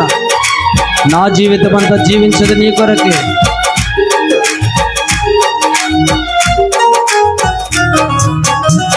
నా జీవితమంతా జీవించదని కొరకే, నాకు ఉన్న సమస్తము అర్పించదని సేవలో. అవును నాయన.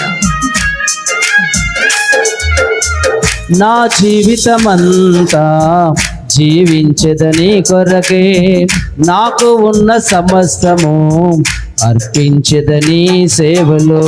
పిలచిన నిజ దేవుడా, పిలచిన నిజ దేవుడా, నీ సహాయముండుట నాకు క్షేమమయ్యా. పిలచిన నిజ దేవుడా, పిలచిన నిజ దేవుడా, నీ సహాయముండుట నాకు క్షేమమయ్యా. నీ సహాయముండుట నాకు క్షేమమయ్య. నీ ప్రేమే చూపకపోతే నేనేమైపోదునో, నీ కృపయే లేకపోతే నాకు ఊపిరి లేదయ్యా. నీ ప్రేమే చూపకపోతే నేనేమైపోదునో, నీ కృపయే లేకపోతే నాకు ఊపిరి లేదయ్యా. హల్లెలూయా, హల్లెలూయా. ఆ చివరి చరణాన్ని పాడడానికి 3 నెలలు పట్టింది నాకు. ఎన్ని నెలలు పట్టింది?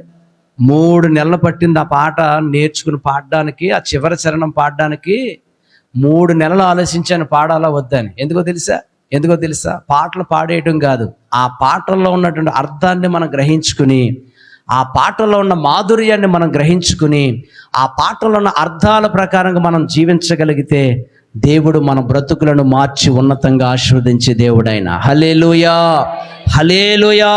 అందుకే చూడండి అక్కడ, నా జీవితం అంతా జీవించదా నీ కొరకే, నాకు ఉన్న సమస్తము అర్పించదా. చేయగలుగుతామా? పాట అంటే పాడేస్తాం, చేయగలుగుతామా? చెయ్యలేం. కానీ ఆ పాట పాడాలి అని అంటే నేను దానికి తగ్గట్టుగా నేను జీవించాలి. చాలా ఆలోచించాను. సరే ప్రభువా, నాకున్నదంతా నీకు అర్పిస్తాను నాయన అన్నాను. దేవుడు ప్రియులారా, దేవుని పరిచర్యలోకి వచ్చిన తర్వాత చిన్న పరిచర్య, 4గురితో పరిచర్య ప్రారంభించాను. చిన్న టెంట్లో పైన ఆరాధన చేసుకునేవాళ్ళం. పైన చిన్న మందిరం కట్టాం, మరలా అది సరిపోలేదు, మరలా కిందకు వచ్చాం. మరలా కింద మందిరం కట్టాం, మరలా అది సరిపోలేదు, మరలా 2 కలిపి, ఇలాగే పక్కపక్కలో ఉంటాయి ఇల్లు 2ని, పక్క 2 కలిపి మరలా పై మందిరాన్ని వేసాం. ఈరోజు నా మందిరం కూడా సరిపోవట్లేదు. ఆ మందిరం కట్టేటప్పుడు మాకు ఉండేది 2 ఎకరాలు ఉండేది. ఆ 2 ఎకరాలకి ఫస్ట్ ఒక 5 గుంటలు అమ్మాము, తర్వాత మళ్ళీ 3 గుంటలు అమ్మాము, తర్వాత మళ్ళీ 4 గుంటలు అమ్మాము, తర్వాత మళ్ళా 5 గుంటలు అమ్మాము. అలాగ మొత్తం అమ్ముకుంటూ వస్తే ఇప్పటికి మొత్తం 2 ఎకరాలు కూడా అయిపోయింది. కానీ పిల్లల దేవుడు ఈ లోకంలో ఎన్ని ఎకరాల్లో మనకు ఆనందం ఉండదు, కానీ ఎంత ఉన్నా మనకు ఆనందం ఉండదు, కానీ ఎంత ఉన్నా మనం పట్టుకెళ్ళాం. కానీ దేవుడు శ్రేష్టమైన జీవము గల దేవుని సంఘాన్ని దేవుడు నాకు ఇచ్చాడు. హల్లెలూయా, హల్లెలూయా. దేవుడు ఉన్నతంగా ఆ రోజున నేను క్రీస్తులో దాగోకపోతే, ఆ రోజున నేను రక్షించబడకపోతే, భయంకరమైన నా జీవితాన్ని మీకు చెప్తే అల్లిపోతారు మీరు. నిజంగా నా జీవితం ఒక భయంకరమైన జీవితం. నాతో ఉన్నవారందరూ కూడా, నా స్నేహితులందరూ కూడా HIV వచ్చి చనిపోయారు. ఇంతకంటే తేటగా నేను మీకు చెప్పలేను. ఇంకా భయంకరమైన పాపమైన జీవితం, భయంకరమైన లోకానుసారమైన జీవితం నాది. అలాంటి నా జీవితాన్ని ప్రియులారా, నా భార్య ద్వారా, నా అత్తమ్మ ద్వారా దేవుని తెలుసుకున్నాను, రక్షణ పొందుకున్నాను. ప్రియులారా, ఎంతగానో ప్రియులారా, మా అత్తమ్మ ఎంతగానో మా కొరకు ప్రార్థన చేస్తూ ఉండేది. అయినా సరే నువ్వు అలా ప్రార్థన చేస్తూ ఉండు, నేను ఇలాగే ఉంటాను, నీ దేవుడి దగ్గర నేను రాను. ఆవిడ మట్టికి అసలు ప్రార్థన విడిచిపెట్టేది కాదు, ప్రార్థన చేస్తూనే ఉండేది. కానీ ఒకానొక రోజున దేవుడు నన్ను దర్శించాడు, నన్ను పట్టుకున్నాడు, రక్షణ ఇచ్చాడు. దేవుని కృపచేత ప్రియులారా దేవుని పనిలో వాడుకున్నాడు, సేవకులకు సహకారిగా వాడుకున్నాడు. ఈ రోజున సహకారులే కాదు, దేవుని సేవకుడిగా దేవుడు నన్ను నిలబెట్టాడు. హల్లెలూయా, హల్లెలూయా. ఒక్క పరిచర్య చాలు ప్రభు, ఈ మందిరం నిన్నగొట్టుకుంటే చాలు ప్రభు అని నేను అనుకున్నాను. ఆ మందిరం మార్చేసాం, మందిరం కట్టేసాం, మరలా 15 లక్షలు 20 లక్షలు కట్టి మందిరం కట్టాం, చక్కటి మందిరాన్ని కట్టాం. దేవుడు చక్కటి మందిరాన్ని ఇచ్చాడు. పిల్లలు ఆ పరిచర్య చాలక మరలా పిల్లలు దాన్ని ఏం చేశాడంటే మరలా ఇంకో 3 బ్రాంచ్ సంఘాలను కూడా దేవుడు నాకు అనుగ్రహించారు. స్తోత్రం, హల్లెలూయా. ఎందుకు ఇవన్నీ మీకు చెప్తా ఉన్నానంటే, క్రీస్తులో మన జీవాన్ని దాచుకుంటే దేవుడు ఆయన ఉగ్రత దినము నుంచి మనం తప్పిస్తాడు, ఆయన ఆపదలో నుంచి దేవుడు మనం తప్పిస్తాడు. ఒక ఉన్నతంగా దేవుడు మనల్ని ఆశీర్వదించటం మొదలు పెడతాడు. స్తోత్రం కలుగును గాక. హల్లెలూయా. అందుకే రక్షణను నిర్లక్ష్యం చేయకూడదు. ఎందుకు ఇది అందా చెప్పానంటే, నేను రక్షించబడ్డాను కనుక ఎంత భయంకరమైన కరోనా వచ్చినా నా ప్రక్కన అటుపక్కన శవాలు, ఇటుపక్కన శవాలు, ఎదరు శవాలు, వెనక శవాలు లెగిసిపోయాయి. కానీ దేవుడు నా కుటుంబాన్ని కనీసం ఇప్పటి వరకు కూడా చెప్తున్నాను, ఎప్పటి వరకు నా కుటుంబంలో కరోనా అనేది ఎలా ఉంటుందో తెలియకుండా నన్ను నా బిడ్డలను దేవుడు భద్రపరిచాడండి. నమ్ముతున్న వారి స్తోత్రం చెప్తా. హల్లెలూయా.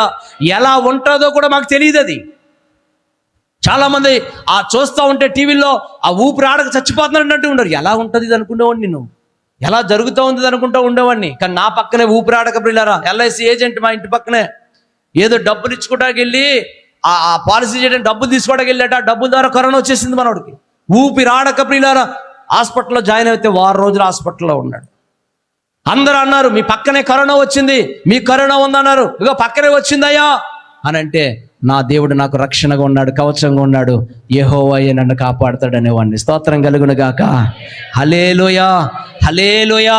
అందుకే పిల్లలు ఈ రోజున ఇలా మీ మధ్యన నిలబడి ఉన్నానంటే ప్రభువుని రక్షించుకోవడం వల్లనే, ప్రభు సన్నిధిలో నేను రక్షించబడటం వలనే, ప్రభు సన్నిధిలో నేను గడిపాను కనుక. స్తోత్రం కలుగును గాక.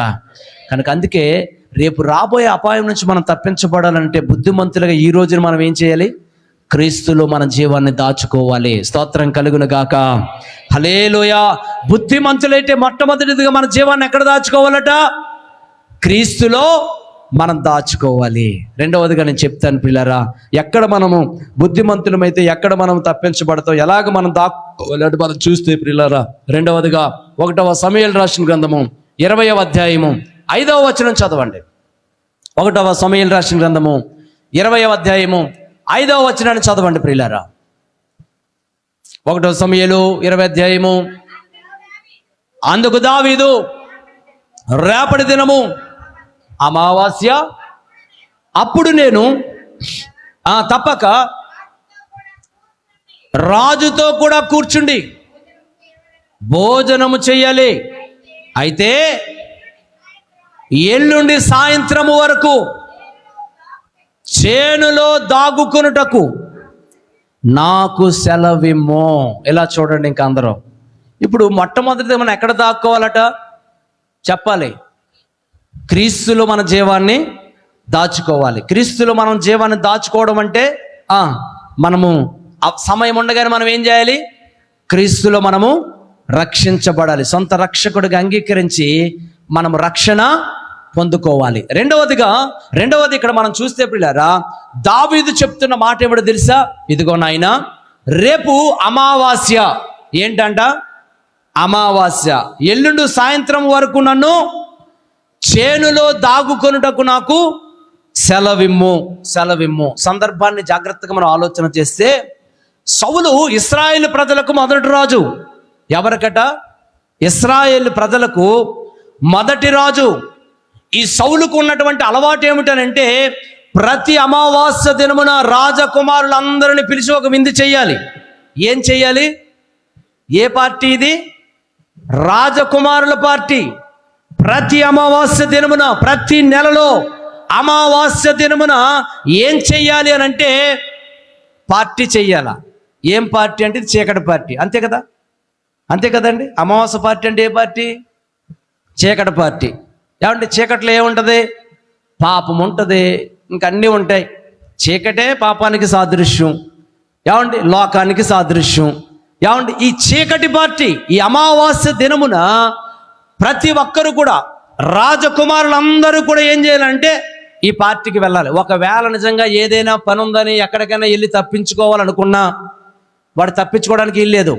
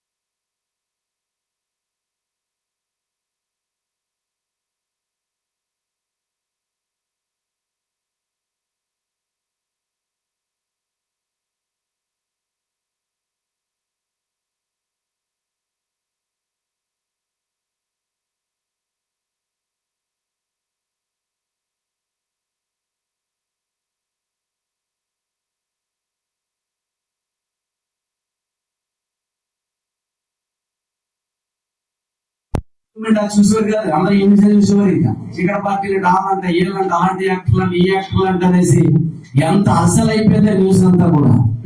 ఏం పార్టీ ఇది? చీకటి పార్టీ. ఇక్కడ ఏముంటాయంటే వావి వరుసలు నచ్చినట్టు తిరగచ్చు, నచ్చినట్టు కొనవచ్చు.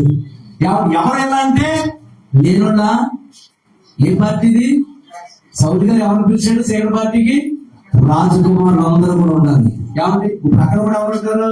మామూలు ఉండరు, అంతా కూడా సంపన్నులే ఉంటారు ఆ పార్టీలో.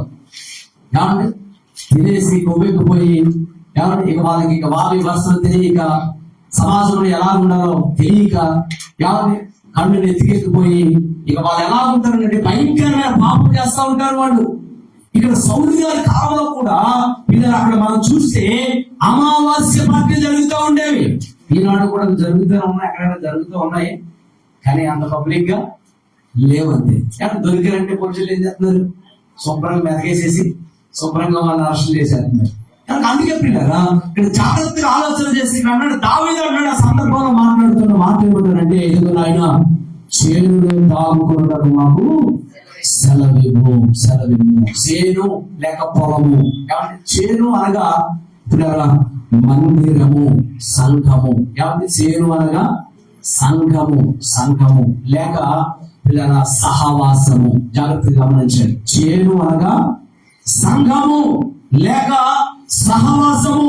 దావీదు సెలవిస్తున్న వాడేమో తెలుసు, రాయనిదిగో ఆ సహవాసానికి నేను వెళ్ళకుండగా, ఆ పార్టీకి నేను వెళ్ళకుండగా, ఇదిగో నాయన నన్ను నీ సహవాసములో, నీ సంఘములో నన్ను దాచుము ప్రభు అంటూ ఉన్నాడు. స్తోత్రం కలుగును గాక. అంటే దావీదు ఇక్కడ ఏ అనుభవాన్ని కలిగి ఉన్నాడు అంటే సంఘ అనుభవాన్ని కలిగి ఉన్నాడు, సహవాసం అనే అనుభవాన్ని కలిగి ఉన్నాడు.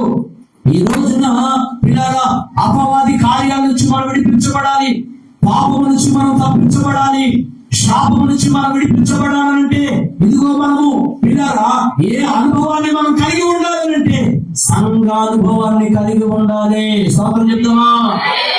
హల్లెలూయా. చాలా మంది సంఘం అంటే ఎంత శిరసు చూస్తారో. చాలా మంది ప్రార్థన జరుగుతున్నాయమ్మా, సేవకులు ముందుగానే ప్రకటిస్తూ ఉంటారు, ఆయన పారేమంటారు, ఆయన అలాగే పెట్టుకుంటాడు. మనకు కార్యక్రమం చూస్తుంది అన్నట్టుగా సాఫీగా వస్తూ ఉంటారు. మొదట నువ్వు దేవుడి పని చేయడం మొదలు పెట్టు, నీ పని ఎవరు చేస్తారు? దేవుడు చేస్తారు. స్తోత్రం కలుగును గాక. దావీదుని దేవుడు అంతగా హెచ్చించడానికి, దావీదుని దేవుడు అంతగా వాడుకోవడానికి గల కారణం తెలుసా? ఇదిగో దావీదులో ఉన్నటువంటి లక్షణము మందిర అనుభవాన్ని, సంఘ అనుభవాన్ని కలిగి ఉన్నాడు. స్తోత్రం కలుగును గాక.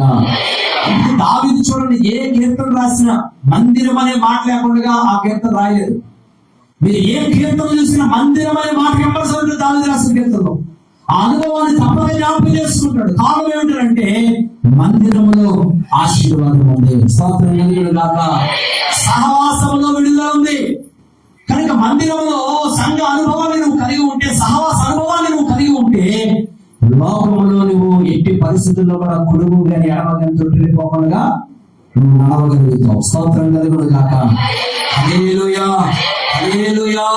ఎందుకంటే సంఘంలో సహవాసం ఉంటుంది, సంఘంలో పిల్లల ఆశీర్వాదం ఉంటుంది, సంఘంలో శాపగ్రస్తమైన బ్రతుకులు మార్చబడతాయి. పిల్లల అనేక మందిని దేవుడు ఆశీర్వాదకరంగా దేవుడు పరిచే స్థలం ఈ లోకంలో ఏదైనా ఉందనంటే అది దేవుని మందిరమే. స్తోత్రం కలుగును గాక. సంఘ అనుభవాన్ని మనం కలిగి ఉండాలి. మందిర అనుభవాన్ని ఎవరైతే కలిగి ఉంటారో దేవుడు వారి జీవితంలో పిల్లల ఉన్నతమైన ఆశీర్వాదాన్ని దేవుడు మనకు అనుగ్రహిస్తాడు పిల్లల. అందుకే సంఘము మోడి బారిన జీవితాలను పిల్లల సంఘంలోకి వచ్చిన తర్వాత ఏముందో తెలుసా?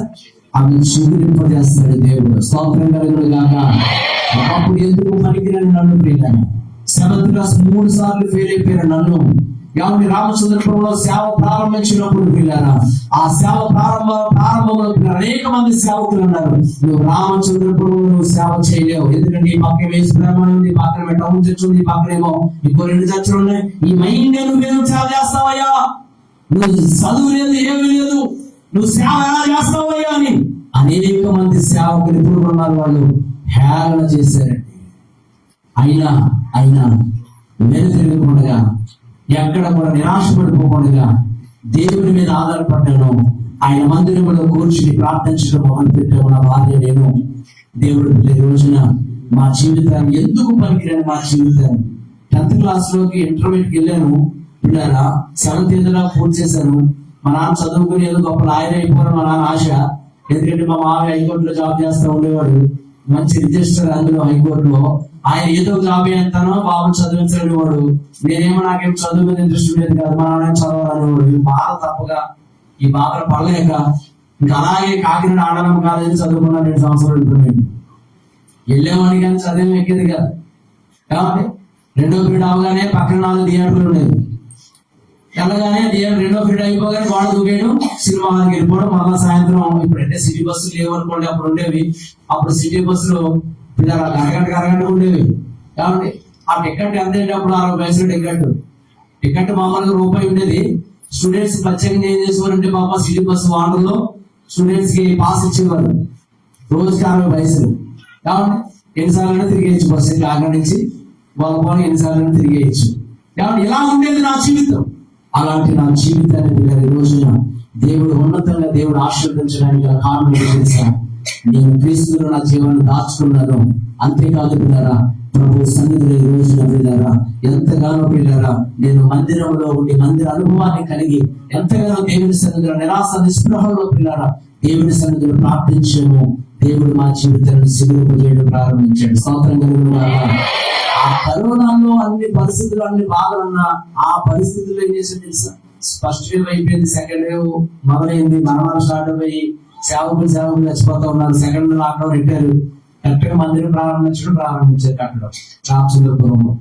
ఆ మందిరం కట్టడం ప్రారంభించారు. ఒకరొకరు సేవకులు చచ్చిపోతా ఉన్నారు. భయం వేసేది, ప్రభా ఇదిగో నాయన ఈ మందిరం పూర్తవుతుందంటావా? ఈ మందిరం నేను ఆరాధన చేయగలుగుతానంటావా? అసలు నేను బ్రతుకుతానా లేదా ప్రభు అని అలా బాధతో ఆ మందిరం అలా చేస్తూ ఉండేవాళ్ళు. పిల్లనా దేవుడు ఎక్కడ కూడా ఒక చిన్న వైరస్ కూడా మమ్మల్ని తాకకుండా దేవుడు ఎంతగా మందిరాన్ని సుందరంగా కట్టడానికి దేవుడు ఎంతగా చూపించాడు. స్తోత్రం కలుగునుగాక. హల్లెలూయా. మీ సేవకులు కూడా వచ్చారు చక్కగా. మీ సేవకులు కూడా మా మందిరంలోకి వచ్చి చక్కగా ఆరాధనలో పొందుకున్నారు. పిల్లలు అక్కడి నుంచి ఈ ప్రయాణం మాకు ప్రారంభమైంది. స్తోత్రం. హల్లెలూయా. ఎన్నో అవమానాలు, ఎన్నో నిందలు అయినా సరే కృంగిపోకుండా మందిరంలోనే కనిపెట్టుకుని కూర్చున్నాం. దేవుడు ఈ రోజు ఆశీర్వాదకరంగా మా జీవితాన్ని చిగురింపజేశాడు. ఎందుకు పనికిరాని మా బ్రతుకులను దేవుడు ఉన్నతంగా ఆశీర్వదించాడు. ఈ రోజున పిల్లలు అనేక మందికి దేవుడు బోధ చేయడానికి, అనేక మందికి పిల్లలు ఆశీర్వాదకరంగా నా బంధువులందరికీ కూడా నేను సేవ చేస్తాను. చాలా ఆశ్చర్యం. ఎందుకంటే ఇక రేపు ప్రారంభించుకోవడానికి బాగా చూశాను చాలా. కాబట్టి అక్కడ చూశాను పెద్ద పాకేసేసి పెద్ద పందిరేసేస్తూ ఉంటాను. మా ఊరెళ్తే ఏమండి వాళ్ళ నా పేరు శ్రీని, ఫ్రెండ్ విజయ్ కుమార్ గాని నా పేరు శ్రీని అనమాట. కాబట్టి మా ఊర్లో వినాయకుడు నిలబెట్టింది ఎవడంటే నేనే 30 రూపాయల విగ్రహం నిలబెట్టాను.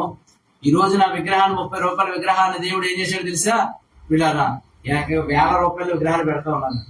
కాబట్టి అందులో 12 మంది బ్యాచ్. ఆ 12 మంది బ్యాచ్ లో మెయిన్ నేనే.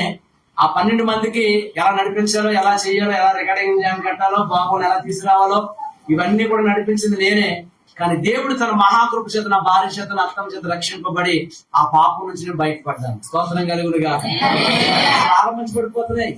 కాబట్టి ఇప్పటికీ కూడా నా పేరు ఆ వేపనోడు అక్కడ ఉన్న వేపనైన మా క్లాస్మేట్ ఆడు కూడా వాడు ఏమంటాడంటే, ఒరే సీని నువ్వే ప్రారంభించావు దీన్ని, నీ పేరు తీయకూడదు అంటాడు. ఒరే వద్దు నా పేరు తీసేయండి అందులో, ఎందుకంటే నేను సేవకుని అయ్యాను కదా, నేను దేవుడిని నమ్ముకున్నాను కదా, కనుక అందులో నా పేరు ఉండకూడదు, తీసేయండి. వాడు లేదురా నీ పేరు అర్చన చేస్తాను అంటాడు. ఏమంటాడు? నేనేమంటానంటే సరేరా నీ ఇష్టం, మరి ఏదో చెయ్యి అంటాను. కాబట్టి అంటాడు, మీ దేవుడు గొప్పరా యేసు ప్రభు వారు, కానీ నువ్వు మంచి దేవుడిని నమ్ముకున్నావు. కానీ అలాగని నేను మిమ్మల్ని వదలను, నేను మట్టికి నీ కొరకు అర్చన చేస్తా ఉంటాను. ఇప్పుడు మంత్రాలు చదువుతుంటాడు నా పేరునాడు. ఏమండి నేను అనుకుంటా ఉంటాను, ఏంటి ప్రభు నాకు ఈ బాబు తీసే ప్రభు అంటాను. అంటాను మొన్న సంవత్సరం అనుకుంటాను మొత్తం మీద పేరు తీసేశారు. ఇప్పుడు మళ్ళీ అక్కడే నా పరిచర్య. ఇప్పుడు అక్కడికి నేను పరిచర్యకి వెళ్ళానంటే ఇక నన్ను ఎలా పట్టుకుంటాను? మామూలుగా పట్టుకోరాలి. ఎందుకంటే అక్కడ జరిగే కార్యక్రమం అంతటి కూడా నేనే నడిపించేవాడు, నేనే పెట్టుబడి పెట్టేవాడు. ఇప్పుడు ఎవరు పెట్టుబడి పెట్టినవాడు లేడు, అందరూ చేసుకోవాలి. అప్పుడు అలా కాదు, నేనే పెట్టేసుకునేవాడు అంతా కూడా. కాబట్టి అప్పటికే నాకు పొక్కిన ఆపరేటర్ గా జాబ్ చేస్తూ ఉండేవాడిని, చదువు ముగించుకుని.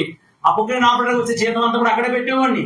పిల్లలు అలాగే నా జీవితం సాగుతూ ఉండేది. పిల్లలు ఎందుకు ఈ మాటలు చెప్తా ఉన్నానంటే, భయంకరమైన పరిస్థితులు, భయంకరమైనటువంటి పిల్లల మరి పరిస్థితులు కూడా నడుస్తూ ఉన్నప్పుడు దేవుడు ఎంతగానో తన మందిర అనుభవం ద్వారా, సంఘ అనుభవం ద్వారా దేవుడు ఈ రోజు మీ ముందు నిలబెట్టుకున్నాడు. స్తోత్రం కలుగును గాక. హల్లెలూయా. అదే రూతు గ్రంథంలో బోయాజు పర్వం ఉంటుంది. ఏమండి? ఏ పర్వం ఉంటుంది?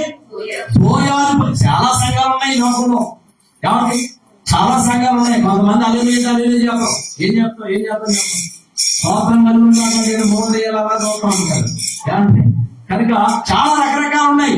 కానీ బోయాజు పొలము మనకు నేర్పిస్తున్న పాఠం ఏమిటంటే పిల్లరా, బోయాజు పొలము అనగా పిల్లలు దేనికి సాదృశ్యంగా ఉందంటే క్రీస్తుకు సాదృశ్యంగా ఉంది.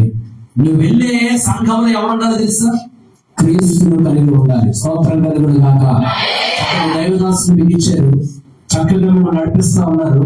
చక్కగా ఆత్మీయంగా పిల్లల పాటలు పాడుకుంటూ వచ్చి మేడం చూస్తా ఉన్నారు, పాటలు పాడుకుంటూ ప్రార్థన చేసుకుంటూ చక్కగా మిమ్మల్ని వాక్యం నడిపిస్తా ఉన్నారు.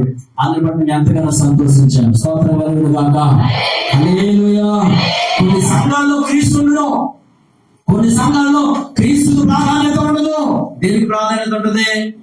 బెంచికి ప్రాధాన్యత ఉంటుంది. కాబట్టి కొన్ని సంఘాల్లో క్రీస్తు ఉండదు. దేనికి ప్రాధాన్యత ఉంటుంది? ఏసీలు ఉండాలి, లేకపోతే అమ్మగారికి అసలు కూర్చోలేదు. అంటే ఉండడం తప్ప నేను అమ్మ, కానీ క్రీస్తుని పోలి మనం నడుచుకోవాలి. ఆది అపోస్తలుల సంఘంలో ఏమున్నాయండి? అప్పుడు ఏసీలు ఉన్నాయా? ఈ మైకులు ఉన్నాయా? ఏమండి? ఈ సిస్టమ్ ఉందా? ఏమండి? మరి ఎలా ఆలోచించారు? మరి ఎలా నడుచుకున్నారు ప్రభు అంటే దేవుని పోలి వాళ్ళు నడుచుకున్నారు. స్తోత్రం కలుగును గాక. అందుకే నువ్వు వెళ్ళే సంఘంలో ఎవరున్నారో తెలుసా? క్రీస్తు ఉండాలి. బోయాజు అనగా క్రీస్తు, బోయాజు పొలము క్రీస్తుకు సాదృశ్యంగా ఉంది. కాబట్టి కనుక క్రీస్తును పోలి మనం నడుచుకోవాలి. ఏసీ కాదు మనకు కావాల్సింది, కాబట్టి బలాలు కాదు మనకు కావాల్సింది. చక్కగా మనం కింద కూర్చుని, అవకాశం అందరూ కింద కూర్చుని చక్కగా ప్రభువును ఆరాధించగలగాలి. స్తోత్రం కలుగును గాక. హల్లెలూయా. అలాగే పాపం షోగంలో దీపులు ఎన్ని వచ్చేసే కనుక థైరాయిడ్లు ఎన్ని ఉన్నాయి కనుక కాళ్ళు ఎప్పుడు అన్ని ఉన్నాయి. తప్పుడైనా ఏం చేయాలా? పైన కూర్చుని ఆరాధించాలి. ఇంకా అదేముండదు, ఇంకా కింద సెక్షన్ ఏముండదు కొన్ని సంఘాల్లో. ఇక ఏముంటాయంటే అన్ని బాధలే. అలా ఉండకూడదు. వెళ్ళే సంఘంలో క్రీస్తుకు ప్రాధాన్యత ఉండాలి. స్తోత్రం కలుగును గాక. హల్లెలూయా. రెండవదిగా అక్కడ బోయాజు పొలము క్రీస్తుకు సాదృశ్యంగా ఉంది. రెండవది అక్కడ బోయాజు పొలములో అక్కడ రూతం ఏం చేస్తుందంటే పరిగే వేరుకుంటుందంటారు. ఏంటంటే అక్కడ పరిగే అనే మాట ఉంటుంది. పరిగే అనే మాటకు అర్థం ఏంటో తెలుసా? వాక్యము అని అర్థం. ఏంటంట? వాక్యము. నువ్వు వెళ్ళే సంఘంలో క్రీస్తు ఉండాలి మొట్టమొదటిగా. రెండవదిగా ఏముండాలో తెలుసా? వాక్యము ఉండాలి. వాక్యము ఉండాలి. వాక్యం ఉండాలి. వాక్యానికి ప్రాధాన్యత ఇవ్వాలి. ఎందుకంటే వాక్యం మనం బ్రతికించేది, వాక్యం మనం నడిపించేది, వాక్యం మనలను పోషించేది. వాక్యానికి ప్రాధాన్యత ఉండాలి. చాలా వాక్యానికి ప్రాధాన్యత ఎవరు? కాబట్టి వాక్యము ఉండాలి. ఎక్కడైతే వాక్యం ఉండదో అక్కడ ప్రభువు నివాసం చేస్తాడు. వాక్యానికి నువ్వు ప్రాధాన్యత ఇవ్వాలి. వాక్యము ప్రకటించబడాలి. వాక్యాన్ని వాక్యంగా ప్రకటించబడాలి. వాక్యాన్ని వాక్యంగా మనము గ్రహించే వారికి మనం ఉండాలి. అంటే వాక్య అనుభవం ఉండాలి. మనం వెళ్ళే సంఘాలు ఏ అనుభవం ఉండాలి? వాక్య అనుభవం ఉండాలి. వాక్య అనుభవం ఉండాలి. ఎందుకంటే రేపు రాకడలో ఇక వాక్యం నీకు దొరకదు. ఇక కలువైపోయి దినాల నుంచి బయట చాలా టైట్ అయిపోయి, ఎందుకంటే నీకు దొరకవు ఇక. అందుకని వాక్యాన్ని ఎక్కడ నింపుకోండి? హృదయంలో నింపుకుంటే ఆ వాక్యం కష్టకాలంలో, సమకాలంలో, శోధన కాలంలో, అపాయకాలంలో, ఆపద సమయంలో వాక్యం ఏం చేస్తుంది తెలుసా? నిన్ను ఆదరిస్తుంది, నిన్ను బలపరుస్తుంది. స్తోత్రం కలుగును గాక. హల్లెలూయా. వాక్యానుభవం మనలో ఉండాలి. రెండవదిగా. మూడవదిగా నీలో నువ్వు వెళ్ళే సంఘంలో ఏముండాలో తెలుసా? బలారాధన ఉండాలి. ఏముండాలంట? ఏ ఆరాధన ఉండాలంట? బాధ ఉండాలి. ప్రభు సంస్కార ఆరాధన ఉండాలి. కాబట్టి అంటే ఎందుకు ఉండాలంటే మా సంఘంలో ఏదనుకున్నారు అనుకోకండి. చాలా సంఘాల్లో సంవత్సరానికి ఒకసారి ఎత్తారు. ఎన్నిసార్లు ఎత్తారు? సంవత్సరానికి ఒకసారి ఎత్తారు బలారాధన. ఏమంటే ప్రభు మహాకృపను బట్టి వాళ్ళు కూడా మారుతూ ఉన్నారు. ఈ కాలంలో చక్కగా అందరూ సంఘాలు చూసి వాళ్ళు కూడా మారి చక్కగా వాళ్ళు కూడా ఏం చేస్తా ఉన్నారంటే అసలు వాక్యానుసారంగా చూసుకుంటే మనం పిల్లలు ప్రతి కొడుకున్నప్పుడల్లా వారం మనం బల తీసుకోవాలి. కానీ పెద్దలు ఏం చేశారంటే అది కాస్త కష్టంగా ఉంటది కనుక నెలకు ఒకసారి అని దాని పెద్దలు నిశ్చయించి చక్కగా క్రమాన్ని ఏర్పాటు చేశారు. చక్కగా క్రమంలో మనందరం కూడా నడవగలుగుతూ ఉన్నాము. చక్కగా పిల్లరా దేవుని సన్నిధిలో మనము ఆయన సన్నిధిని మనం అనుభవించగలుగుతూ ఉన్నాం. స్తోత్రం కలుగును గాక. హల్లెలూయా. అంటే మనలో దేనికి సాదృశ్యంగా ఉందంటే సహవాసానికి సాదృశ్యంగా ఉంది. దేనికి సాదృశ్యంగా ఉంది? సహవాసానికి సాదృశ్యంగా ఉంది. అందుకే అంటాడు ఎబ్రీ పత్రికలు అంటాడు కదా, మీరు ఒకరికొకరు సమాజముగా కూడుకునుట మానకండి అంటాడు. అందుకే మీరు ఒకరికొకరు సమాజముగా కూడుకునుట మీరు మానవద్దు, సహవాసంగా ఉండాలి. ఎక్కడ ఉంటది సహవాసం అంటే దేవుని సంఘములోని సహవాసం ఉంటుంది. స్తోత్రం కలుగును గాక. హల్లెలూయా. అందుకే రేపు రాబోయే ఆ ఉగ్రత నుంచి, రేపు రాబోయే అపాయం నుంచి నువ్వు తప్పించబడాలంటే నీవు ఈ రోజు ఏం చేయాలి తెలుసా? ఆయన సంఘములో సహవాసములో దాగుకుంటూ నీవు నేర్చుకోవాలి. స్తోత్రం కలుగును గాక. హల్లెలూయా. ఈ రోజు నుంచి నువ్వు దాచబడాలి. రేపు అపాయం రాబోతా ఉంది. భయంకరమైన ఉగ్రత దినాలు రాబోతా ఉన్నాయి. ఆ ఉగ్రత దినం తప్పించబడాలి, విడిపించబడాలంటే ఇదిగో మొట్టమొదటిదిగా నీవు క్రీస్తులో నీ జీవాన్ని దాచుకోవాలట. రెండవది నువ్వు ఎక్కడ దాచబడాలట? సంఘంలో సహవాసములను దాచబడాలట. సంఘంలో ఏముండాలంటే నువ్వు వెళ్ళే సంఘంలో క్రీస్తుకు ప్రాధాన్యత ఉండాలి, వాక్యానికి ప్రాధాన్యత ఉండాలి, ఇంకా సహవాసము కలిగి నువ్వు జీవించాలి. స్తోత్రం కలుగును గాక. హల్లెలూయా. మూడవదిగా విశ్వాసములో నీవు దాక్కోవాలట. ఎక్కడ దాక్కోవాలట? విశ్వాసములో నువ్వు దాక్కోవాలట. నేను ముగిస్తాను పిల్లరా, నువ్వు విశ్వాసంలో దాక్కోవాలి. 1వ రాజుల రాసిన 7వ అధ్యాయము 17వ అధ్యాయం 3వ వచనం చదవండి. 1వ రాజుల రాసిన 17వ అధ్యాయం 3వ వచనం చదవండి పిల్లరా. 3వ వచనం చదవండి. నీవు ఇచ్చట నుండి ఆ తూర్పు వైపునకు పోయి యోర్దానుకు ఎదురుగానున్న కెరీతు వాగు యొద్ద కేరీతు వాగు యొద్ద దాగియుండును. ఆ వాగు నీరు నీవు త్రాగుదువు అంటూ ఉన్నాడు. చాలా ఇలా చూడండి, ఇంకా ఇలా చూడండి. ఇక్కడ ఏలియాతో దేవుడు మాట్లాడుతూ ఉన్నాడు. యెహోవాకు ఏలియాకు ప్రత్యక్షమై నీవు ఇచ్చట నుండి వెళ్ళిపోయి అక్కడికి వెళ్ళిపో, కేరీతు వాగు దగ్గర నువ్వు నిలిచింది అంటా ఉన్నాడు. ఇక్కడ సందర్భాన్ని మనం జాగ్రత్తగా చూస్తే ఏలియా కాలంలో భయంకరమైన కరువు ఏర్పడింది. ఏలియా కాలంలో భయంకరమైన పరిస్థితులు. ఆ పరిస్థితుల్లో ఏలియా గారు ఏం చేస్తా ఉన్నాడంటే సేవకుడిగా ఆ ఊరంతా తిరుగుతూ చక్కగా సువార్త ప్రకటిస్తూ చక్కగా ఆయన కాలాన్ని గడుపుకుంటూ ఉన్నాడు. దేవుడు ఆ సమయంలో ప్రత్యక్షమై ప్రత్యక్షమై అక్కడ దేవుడు మాట్లాడుతున్న మాట ఉంటుంది, ఏలియా ఇదిగో ఇక్కడ భయంకరమైన కరువు ఉంది కనుక ఇక్కడ ఉండదు, కానీ ఇక్కడ నుంచి వెళ్ళిపోయి నువ్వు కేరీతు వాగు దగ్గరికి వెళ్ళిపో అన్నాడు. కేరీతు వాగు అనగా దొంగ వాగు అని అర్థం. ఏ వాగు? దొంగ వాగు. ఇప్పుడు దొంగ వాగు దొంగల దగ్గరికి తక్కువ అన్నాడా? అంతే కదా. నువ్వు వెళ్ళి కేరీతు వాగు దగ్గర ఉండంటే దొంగ వాగు దగ్గర, దొంగల దగ్గర నువ్వు ఉండు.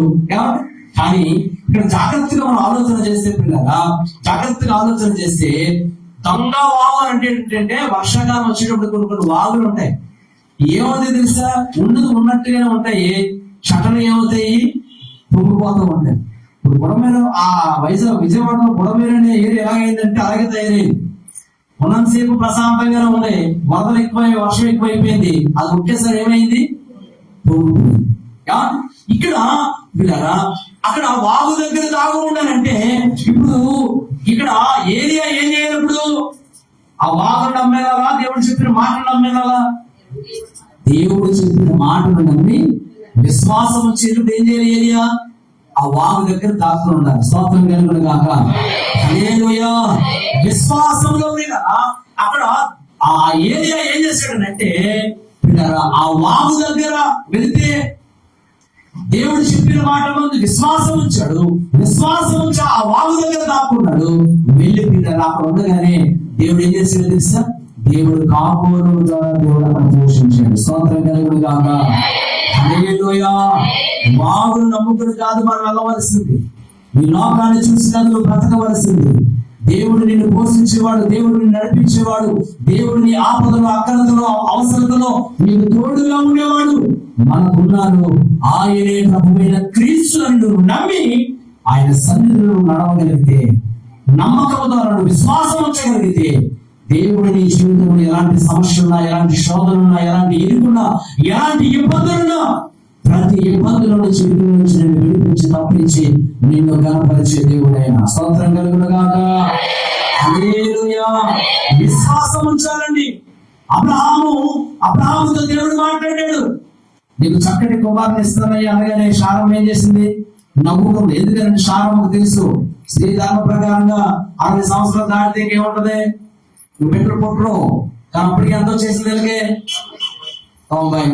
90 ఎవరు పడతారు? కాళ్ళు జాబ్ చచ్చిపోయే దినాలు. ఇప్పుడు పరిస్థితి, అప్పుడు పరిస్థితి అయితే ఆయుష్ ఎక్కువ ఉండేది కనుక వీళ్ళు అప్పటికి కూడా నవ్వుకుందామే. ఎందుకంటే ఆయన ఏదో అలా చెప్తాడే, ఈ సమయంలో ఆగ్రహం అనేసి నవ్వుకుంది. కానీ అబ్రహాం గారికి అయితే ఏముంది? విశ్వాసం ఉంది. 1 సంవత్సరం, 2 సంవత్సరాలు, 2 సంవత్సరాలు 25 సంవత్సరాలు నిరీక్షించాడండి. స్తోత్రం కలుగును గాక. అప్పుడప్పుడు వచ్చి శారం అడుగుతాడు, శారమ్మ ఏమన్నా ఉందా విశేషం అని అడిగితే పాపం నవ్వుకుండేది పాపం శారం గారు. కానీ అబ్రహాం గారి బట్టి ఏముంది? విశ్వాసం ఉంది. అందుకే దేవుడు పిల్లల ఆ విశ్వాసం తగిన ఫలాన్ని దేవుడు 25 సంవత్సరాలు దేవుడు కార్యం చేశాడు. స్తోత్రం కలుగును గాక. మన విశ్వాసం ఎలా ఉంటాయంటే 50 మంది వచ్చి వాళ్ళు జరిగిపోవాలంటే మన విశ్వాసం అది. ఇక 3 రోజులు ఉపవాసం ఇటువంటి ఎదురు చేసే ప్రభావం లేదంటే మరలా 8 మందికి అలాంటి విశ్వాసం ఉండకూడదు మనలో.